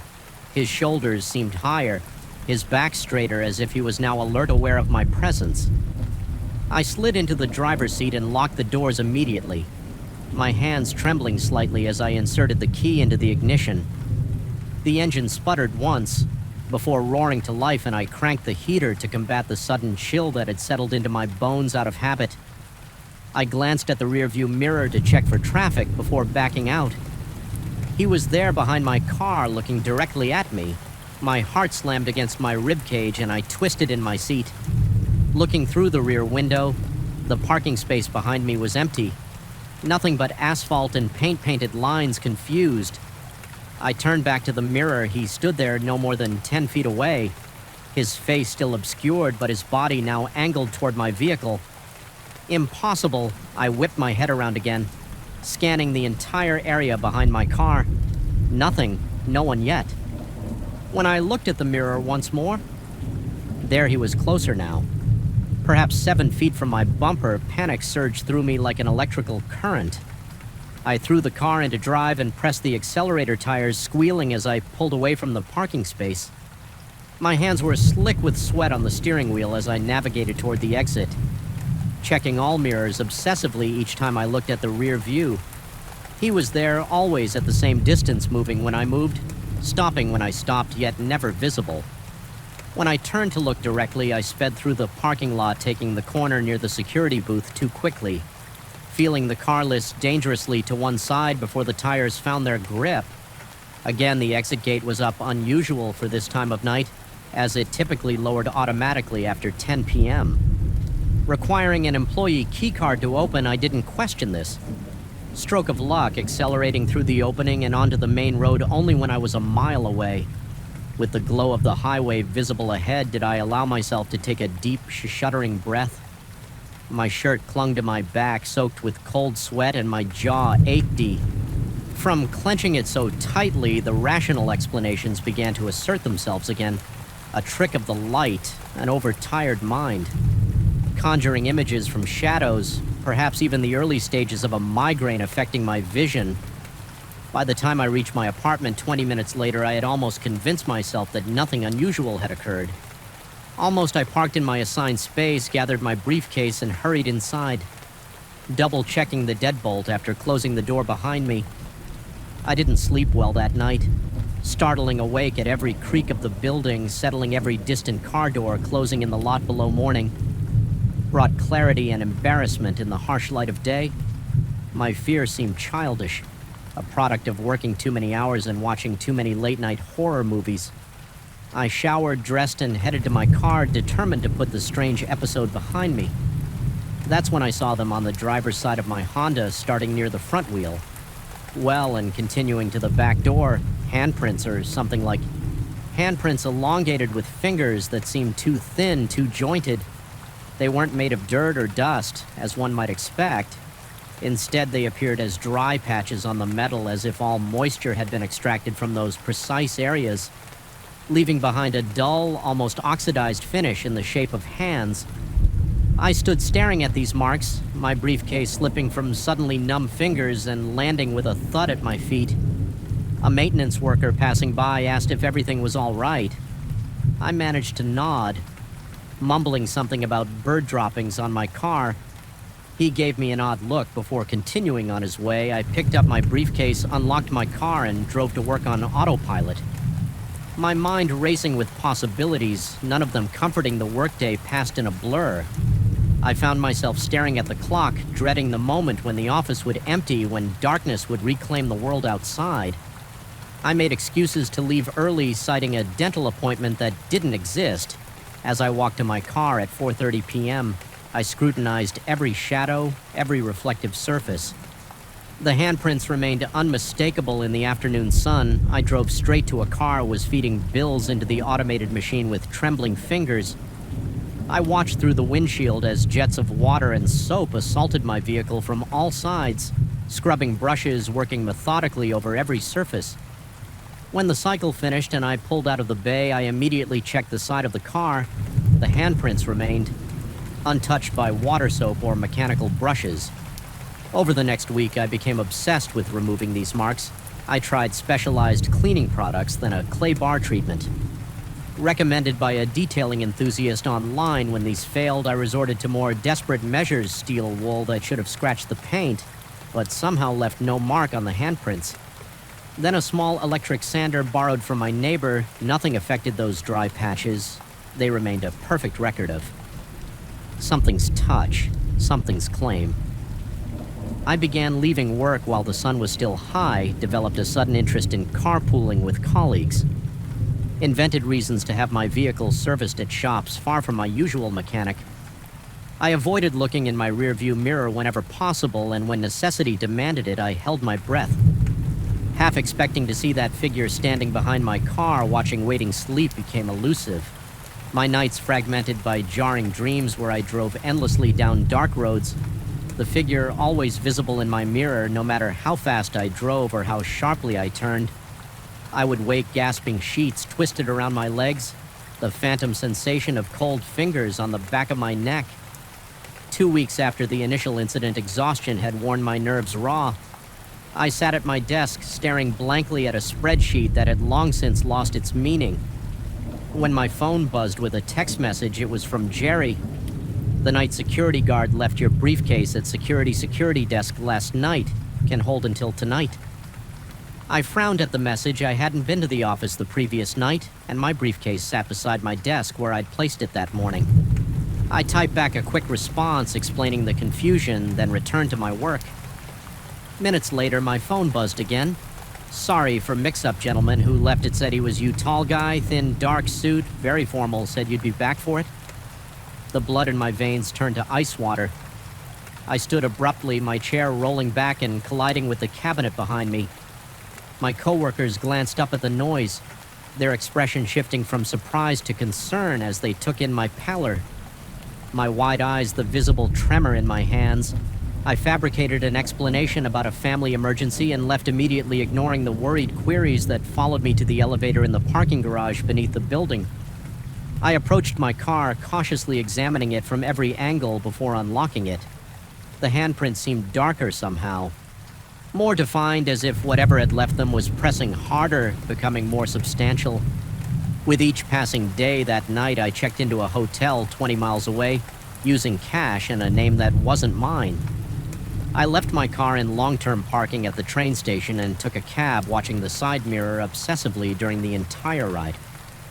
In my room, I pushed a heavy dresser against the door, closed the blackout curtains, and sat on the edge of the bed, my back against the headboard, a lamp on either side casting away the shadows around 3 a.m. Exhaustion finally overcame vigilance, and I drifted into uneasy sleep. I'm not sure how long I slept before a noise jolted me awake, a soft rhythmic tapping like fingernails on glass.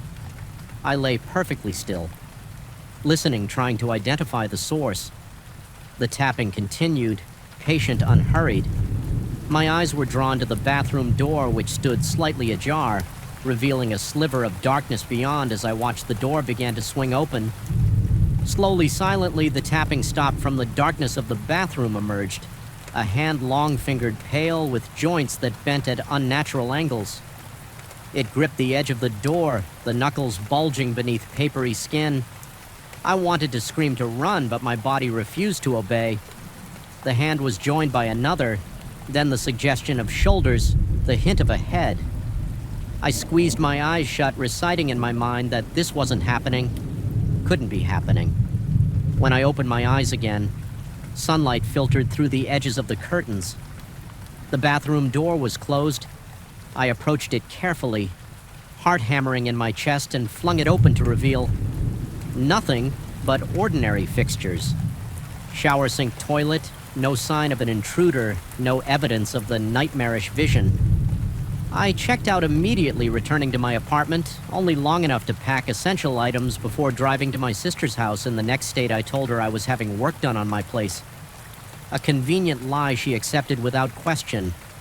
For 3 days, I experienced something close to peace. My car remained unmarked. The handprints had vanished during my absence. I began to wonder if perhaps the entire episode had been a manifestation of stress, a temporary break with reality brought on by overwork and isolation. On the 4th morning, I stepped outside to retrieve the newspaper from my sister's driveway. A car was parked across the street. My car, my Honda Civic, which should have been sitting in my sister's garage where I'd left it the previous evening. As I stared in disbelief, I noticed movement in the driver's seat. Someone sat there, hands resting on the steering wheel. I crossed the street slowly, as if in a trance. The driver's window was rolled down, the seat was empty, but in the rearview mirror I could clearly see a reflection. A man in a dark suit staring back at me as I watched frozen in place. His lips pulled back in what might have been a smile, revealing teeth too numerous, too sharp. The mirror showed his hand reaching toward me, long fingers extending beyond what should have been physically possible in reality. If such a concept still applied, nothing was there, just empty air, and the growing certainty that whatever boundary exists between the world of reflections and our own had become permeable, at least for him. I backed away, then turned and ran back to the house. I've been here for 2 days now, writing this account, trying to make sense of what's happening. My sister thinks I'm ill, has suggested doctors, therapists, even a short stay at a facility where I can rest. She doesn't understand that rest is impossible. Now that closing my eyes means seeing him standing beside my bed watching Waiting last night. I covered every reflective surface in my room, the television screen, the window glass, even the face of my wristwatch. I lay in darkness, listening to the sounds of the house settling to my sister's soft snoring from the next room to the distant passing of cars on the main road. Just before dawn, my phone lit up with a notification, a text message from my own number. "Look at your hand." I didn't want to. Every instinct screamed against it, but my eyes betrayed me. Dropping to my left hand, which rested at top.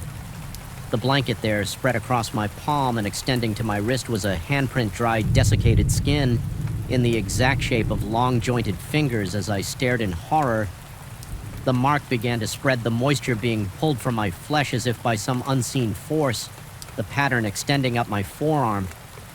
I don't know what he wants. I don't know why he chose me, but I know now that no distance will be sufficient. No hiding place secure enough. He exists in reflections and mirrors in the spaces just beyond direct sight, and he's patient, so very patient. I catch glimpses of him everywhere now, in store windows as I pass, in the chrome finish of elevator doors, in the black screen of my phone before it lights up, always watching, always waiting for what I still don't know. But I suspect with growing certainty that sooner or later I'll find out the FL. Lights in our office never fully die, they simply decay. Hour by hour, their buzzing grows more insistent while their illumination dims, creating shadows that shift and stretch across empty desks.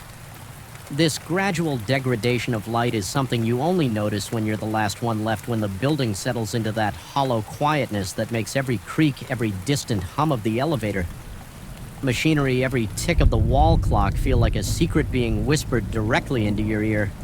I've worked countless late nights at Meridian Analytics, but it wasn't until 6 weeks ago that I realized these weren't the only sounds keeping me company.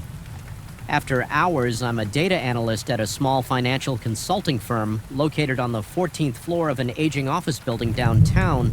Our space is modest. A reception area, 8 cubicles, a conference room, and 2 private offices. One belonging to Robert Mercer, the founder and managing partner. Mercer is demanding, but fair, the kind of boss who expects excellence but acknowledges hard work. He's methodical, always following the same routines, arriving precisely at 7:30 a.m., leaving at 6:15 p.m., and wearing the same style of charcoal suit with different colored ties to denote the day of the week. Tuesday is always navy blue, Wednesday is burgundy. His predictability became a comforting constant. In my otherwise chaotic life that night, I was hunched over spreadsheets, cross-referencing orderly projections for a major client presentation. The following morning, the office had emptied 2 hours earlier. Mercer himself had left around 4, mentioning something about his daughter's piano recital. I remember checking my watch 9:42 p.m. and calculating how much longer I would need to finish the analysis. That's when I heard it. My name called out from the hallway leading to the conference room. Daniel, the voice, was unmistakably Mercer's. That distinct beret one with the slight southern drawl he picked up during his years at Vanderbilt. The inflection was peculiar, almost like a question and a statement. Simultaneously, I responded, automatically asking if he needed the preliminary numbers. The sudden sound of my own voice hanging in the empty office made me realize how strange it was that Mercer would be back. I pushed away from my desk, the wheels of my chair squeaking against the laminate flooring. The hallway was empty. The motion sensor lights flickered on as I stepped into the corridor, revealing nothing but closed doors and the water cooler bubbling quietly in the corner. I called out again, my voice sounding smaller than before. No response. I checked the conference room, Mercer's office, even the small kitchen area and bathroom. Nothing. I rationalized that perhaps I had misheard something, the building's old pipes, the elevator machinery, or maybe even someone on another floor. Logical explanations existed. They had to back at my desk. I had just resumed work when the office phone rang. Its shrill tone shattering the silence, the caller ID displayed Mercer's home number. My hand hesitated above the receiver for a moment before picking up Mercer's voice. Came through the line inquiring about the status of the Davidson report. What froze the blood in my veins wasn't the content of his question, but the intonation, identical to what I had heard in the hallway minutes earlier. The same questioning inflection, the same subtle draw elongating the second syllable of my name. I managed to respond coherently, assuring him the report would be ready by morning. Throughout our brief conversation, my eyes remained fixed on the empty hallway, half expecting to see a figure materialize where the voice had originated after hanging up. I sat motionless, listening intently to the ambient sounds of the office. The fluorescent light above my desk flickered rhythmically, casting intermittent shadows across my keyboard. I could have left then, should have. Instead, I convinced myself it was a coincidence. Perhaps an echo in the building's ventilation system had carried fragments of an earlier conversation. Perhaps stress and exhaustion were playing tricks on my perception. Rational explanations existed, but in the following days the incidents multiplied. Each occurrence followed the same pattern. I would hear Mercer's voice in the office shortly after he had physically left the building, followed by an actual communication from him from another location. Sometimes it was a phone call, sometimes a text or email, but always with the same vocal patterns or writing style. I had just heard in the empty office the phenomenon wasn't limited to my name being called. Once I heard what sounded like Mercer discussing quarterly projections with someone in the conference room, complete with the distinctive way he tapped his pen against the table for emphasis. When I investigated, the room was dark and unoccupied.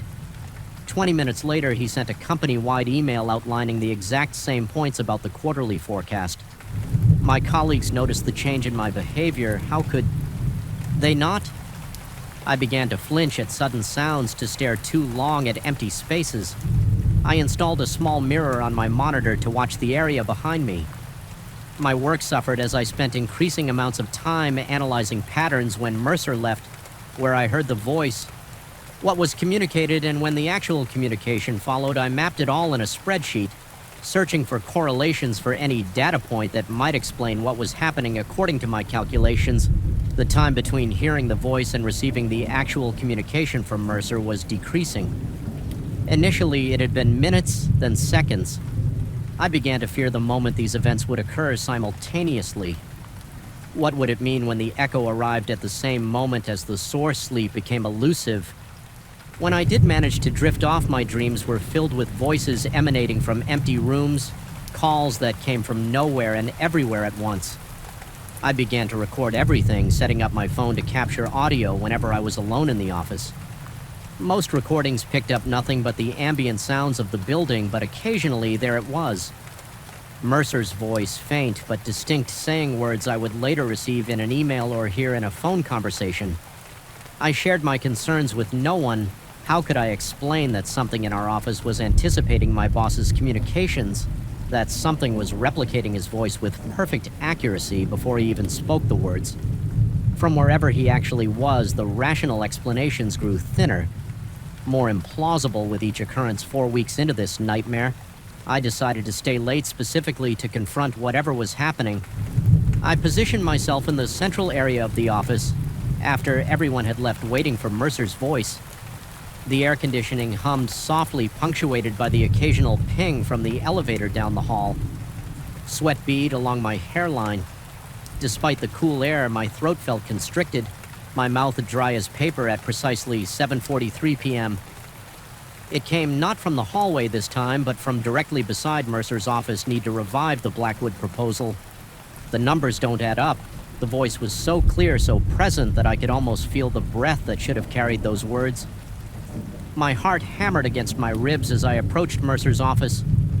The door was closed. The light off my hand trembled as I gripped the handle, turned it slowly, and pushed the door open. The office was empty, bathed in the dim glow from the city lights filtering through the blinds. I stepped inside my shoes, silent against the carpet. Nothing seemed disturbed. Mercer's desk was organized as always. Laptop gone. Pens arranged by color, family photo angled precisely toward his chair. Then my phone buzzed in my pocket. A text from Mercer: need to revise the Blackwood proposal. The numbers don't add up. Can you take another look tonight? Word for word, inflection for inflection. If text could carry such a thing. I stumbled backward out of his office, my spine connecting with the wall behind me. The impact knocked a framed company award askew as I reached to straighten it.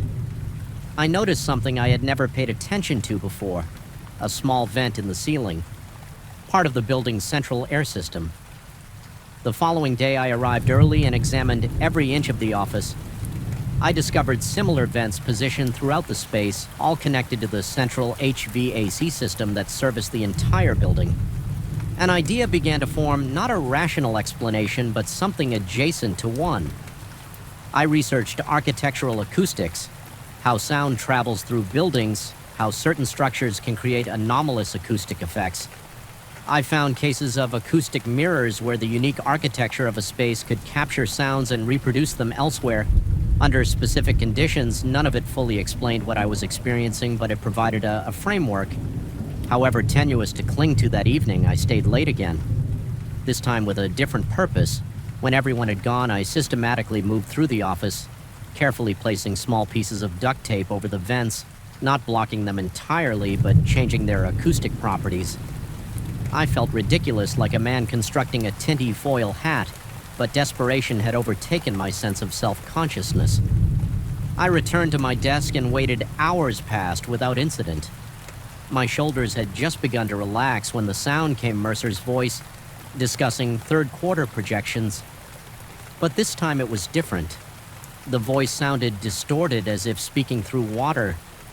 More importantly, it came from everywhere at once, reverberating throughout the office rather than from a specific location. My skin prickled with goosebumps as I realized the voice wasn't coming from the vent at all. The tape had merely changed how it manifested. I sat frozen, listening as the voice continued for nearly 30 seconds before fading away. My phone remained silent. No email appeared for the first time. There was no corresponding communication from the real Mercer. I waited another hour before giving up and heading home. My mind racing with possibilities. Had I somehow disrupted the pattern? Had I made things worse? The answer came the next morning when I arrived at work. There was a strange energy in the office. Colleagues huddled in small groups, speaking in hushed tones. Our receptionist informed me that Mercer wouldn't be in today. He had been hospitalized overnight. After experiencing what doctors suspected was a transient escherichia attack, a mini-stroke, he had collapsed while working on quarterly projections at home. The timing aligned perfectly with when I had heard the distorted voice over the subsequent days. A terrible hypothesis formed in my mind. What if the voice I heard wasn't an echo of Mercer's actual communications? What if it was something else entirely, a precursor, a preview of thoughts not yet expressed? What if by disrupting the acoustic properties of our office, I had somehow interfered with whatever natural process was occurring? Mercer returned to work the following week, seemingly recovered but noticeably subdued. The doctors had found nothing conclusive, attributing his episode to stress and overwork. He appeared thinner, paler, his voice slightly weaker than before.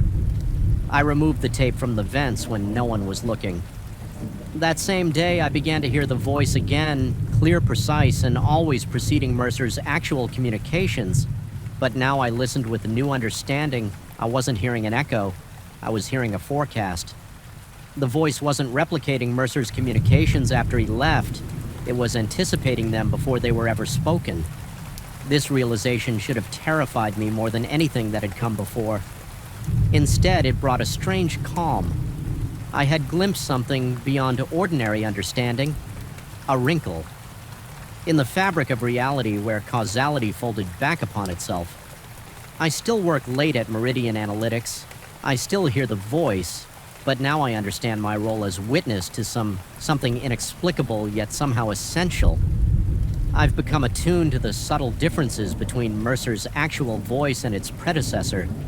The latter slightly more resonant, as if emerging from somewhere deeper than a human throat.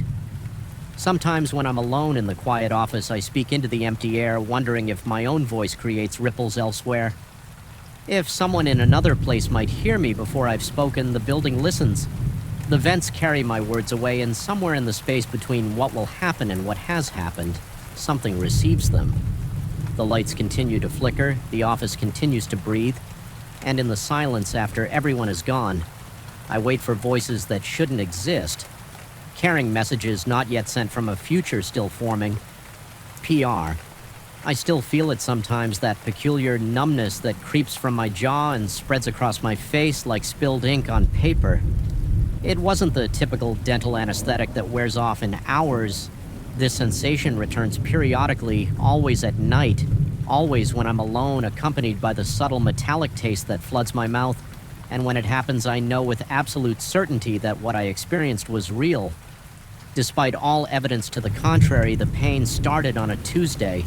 A dull throb that originated somewhere deep in my mur and gradually intensified until it became impossible to ignore. By Wednesday morning, the side of my face had swollen, and focusing on work became an exercise in futility between whys. I mentioned my predicament to Davis, a colleague I knew only through brief interactions in the break room, not someone I typically seek advice from, but desperation has a way of lowering standards. Davis's eyes lit up with unexpected enthusiasm. He scribbled an address on a post-it note slittered across the table and assured me that this dentist had performed miracles on his impacted wisdom tooth. Last year, the location seemed unusual, some office building in Havenbrook, a neighborhood on the outskirts of town where development had stalled after the economic downturn. I'd rarely ventured there, but the pain pulsing through my jaw eliminated any hesitation. That afternoon, I called in sick for the remainder of the day and drove across town. The roads grew narrower as I navigated through Havenbrook, passing shuttered storefronts and apartment complexes with more vacancy signs than occupied units. Fall had descended early that year, and a thin layer of mist hung over the streets, softening the edges of buildings and blurring traffic lights into hazy orbs. The address led me to a 10-story commercial building with a facade of smudged glass and weather-stained concrete. Unlike the surrounding decay, this structure maintained a peculiar dignity, as if existing in defiance of its deteriorating neighborhood. Inside, the lobby smelled of industrial cleaner and stale coffee. A directory board with missing letters displayed the building's occupants. Law offices, accounting firms, the travel agency that likely hadn't booked a vacation since the internet took over, and there it was. Nightingale Dental Ass Associates, Sweat 8113. The elevator ascended with mechanical reluctance, each floor marked by a subtle jolt. When the doors finally slid open on the 8th floor, I stepped into a hallway that stretched in both directions, lined with identical brown doors and illuminated by fluorescent lights that hummed like trapped insects. Suite 8113 waited at the end of the corridor past several vacant offices with darkened windows. I hesitated at the door, my pain momentarily eclipsed by an inexplicable apprehension. Something about the building's emptiness, the echo of my footsteps on the tiled floor, the peculiar stillness of the air. It all felt wrong somehow, but the throbbing in my jaw quickly reminded me why I had come. The dental office defied my expectations. Behind that unremarkable door lay an immaculate reception area with soft lighting and comfortable furniture. The walls were painted a soothing shade of blue, adorned with framed landscapes of serene mountain vistas. Soft, classical music drifted from concealed speakers. The contrast with the dreary hallway outside was so stark that crossing the threshold felt like stepping into another world entirely. Our receptionist looked up from her computer and smiled. Her face was pleasant but somehow forgettable, as if deliberately designed not to leave an impression. She checked my name against an appointment book, though I didn't recall making an appointment, and informed me with practiced efficiency that Dr. Nightingale could see me immediately. The waiting room remained empty save for myself, yet magazines were fanned out on side tays as if recently disturbed by other patients. She directed me down a short hallway to examination room 3. The dental chair faced a window overlooking the city, though the view seemed oddly unfamiliar from this vantage point, as if the building were taller than I had initially perceived. Dr. Nightingale entered. Moments later, his movements fluid and precise, his handshake firm but cold. His features were sharp and angular, high cheekbones, prominent jawline, deep-set eyes that reflected the overhead lights like polished obsidian. He examined my infected tooth with such gentle precision that I barely felt his instruments probing the sensitive area. His diagnosis came swiftly: an abscess requiring immediate drainage, followed by root canal therapy. The procedure could be performed right away. He assured me, his voice carrying a slight accent. I couldn't quite place something European, perhaps, or possibly Canadian, softening the consonants in a way that made his words sound almost melodic. I should have asked questions about insurance, about credentials, about how Davis had found this place. Instead, I nodded eagerly, desperate for relief. The injection of anesthetic brought immediate numb-spreading beyond the typical boundaries of dental work, creeping down my neck and across my shoulder. Dr. Nightingale worked methodically, his movements becoming increasingly blurred as whatever he had administered took stronger hold the ceiling above me. Transformed under my drug-hazed gaze, the fluorescent panels seemed to pulse and shift, revealing glimpses of something else behind them. Intricate patterns that appeared almost organic, like the branching of veins or the spread of roots. The classical music warped subtly individual notes stretching beyond their natural duration. I tried to focus on the cityscape through the window, but even that had changed, buildings standing at impossible angles against a sky that had deepened to an unnatural indigo. Despite the early hour, Dr. Nightingale spoke occasionally, his words reaching me as if through water, something about exceptional conditions, about rare anatomical anomalies, about my tooth being particularly interesting. I felt pressure, but no pain as he worked, and despite my growing unease, I remained perfectly still, my body no longer responding to my mounting anxiety. The procedure ended abruptly.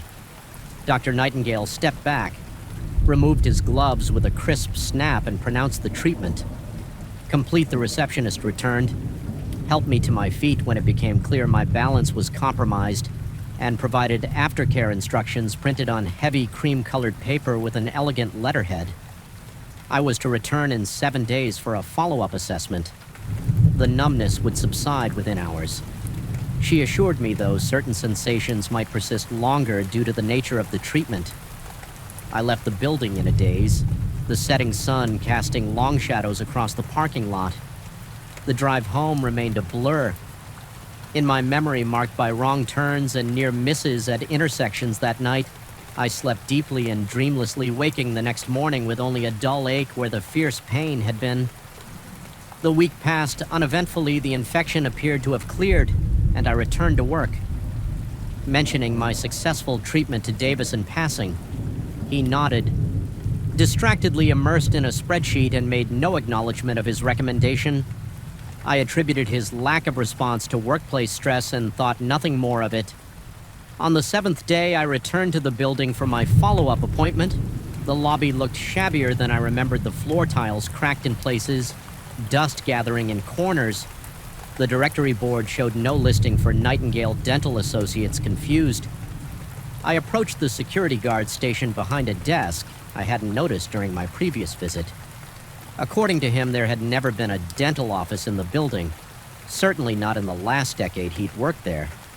Suite 813, he informed me with growing impatience, had been vacant since the previous tenant. A small accounting firm had gone bankrupt 3 years earlier. I insisted I had been there just 1 week ago, but my protests only earned me suspicious glances, and eventually a suggestion that I might want to check my records again, determined to prove I wasn't losing my mind. I took the elevator to the 8th floor. The hallway appeared narrower, darker, and considerably more dilapidated than I remembered. Emergency lights cast a jaced glow over peeling wallpaper and stained carpet. Suite 81's door was secured with a heavy padlock rust, accumulating around its edges. Through the clouded glass panel, I could make out an empty room with dust-covered floors and water stains spreading across the ceiling like invasive mold. It clearly hadn't been occupied for years. My heart raced as I pressed my face against the glass, desperately searching for any sign of the immaculate office I had visited. The taste of metal filled my mouth and my recently treated tooth began to throb, and per perfect synchronization with my pulse, I stumbled back from the door, my reflection in the glass momentarily transforming into something unfamiliar, sharper features, deeper set eyes, a smile that stretched too wide back at work. The next day, I confronted Davis about the referral. He looked at me with genuine confusion, then concern, as I described the mysteriously vanished dental office he swore he had never given me. An address had never recommended at a dentist, and suggested with the careful tone people use when they fear someone might be unstable, that perhaps I should consider talking to someone professional about my experience. I tried to forget the incident, to rationalize it as some bizarre episode triggered by pain medication or stress, but certain details continued to haunt me. The way the cityscape from the window hadn't matched any possible view from the building's actual height and position, the unnatural coldness of Dr. Nightingale's hands, the peculiar letterhead on my aftercare instructions, which I could no longer find, despite tearing apart my apartment in search of them. 3 weeks later, I noticed something when flossing. A small, hard object lodged in the gum beside my treated tooth.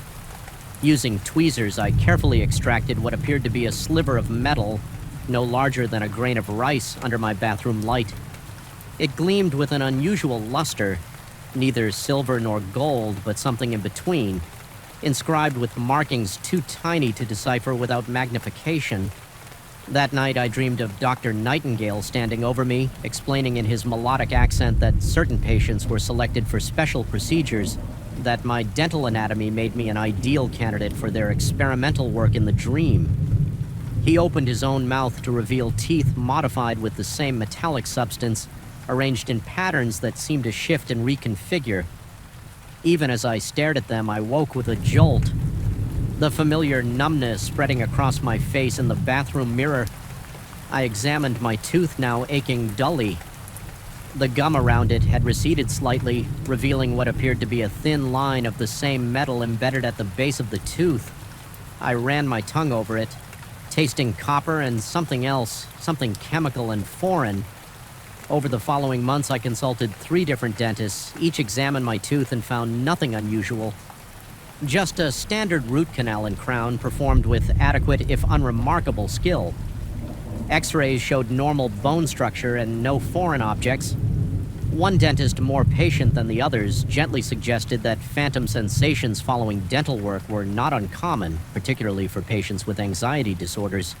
But I know what I felt, what I still feel when the numbness returns on random nights accompanied.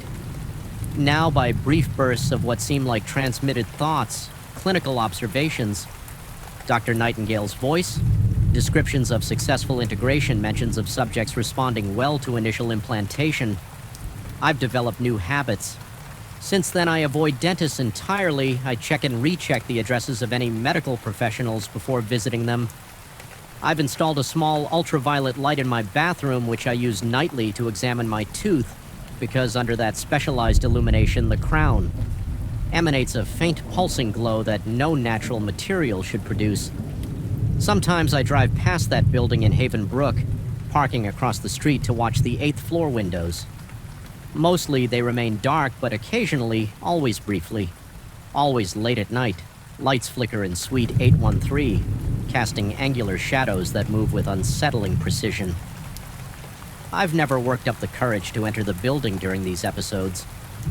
Part of me fears finding nothing but that empty, dusty room again, a great G part. Fears finding Dr. Nightingale waiting for me, instruments prepared for my next treatment. The small metal object I extracted sits in a glass vial on my nightstand. Sometimes it seems to shift position overnight, though I tell myself this is impossible. Twice I've tried to show it to others, but on both occasions the vial appeared empty when I attempted to display it, only to reveal its contents again when I was alone. Last week I noticed Davis looking at me strangely across the office. When our eyes met, he touched his jaw in exactly the spot where my treated tooth is located, then smiled a smile that stretched slightly too wide, revealing teeth that caught the fluorescent lights with an unnatural gleam. He hasn't acknowledged the gesture since responding with blank confusion when I carefully asked if his dental work had been done locally. I know how this sounds. I understand why no one believes me, but something happened in that dental chair in Suite 813. Something. Beyond conventional explanation, something was placed inside me, or perhaps something was awakened, and it remains there still pulsing beneath the artificial crown, sending its signals to recipients. I can only guess at the most terrifying aspect isn't the possibility that I imagined everything. It's the growing certainty that I didn't, and the question of how many others like me are out there carrying these small metallic seeds behind their perfect smiles, waiting for whatever harvest Dr. Nightingale and his associates have planned tonight. My tooth is throbbing again through my bathroom window. I can see the lights of the city, and somewhere among them the building in Haven Brook. I wonder if Suite 8113 is illuminated now. If Dr. Nightingale is bending over another patient, installing another piece of his puzzle, I wonder when I'll receive the signal to return.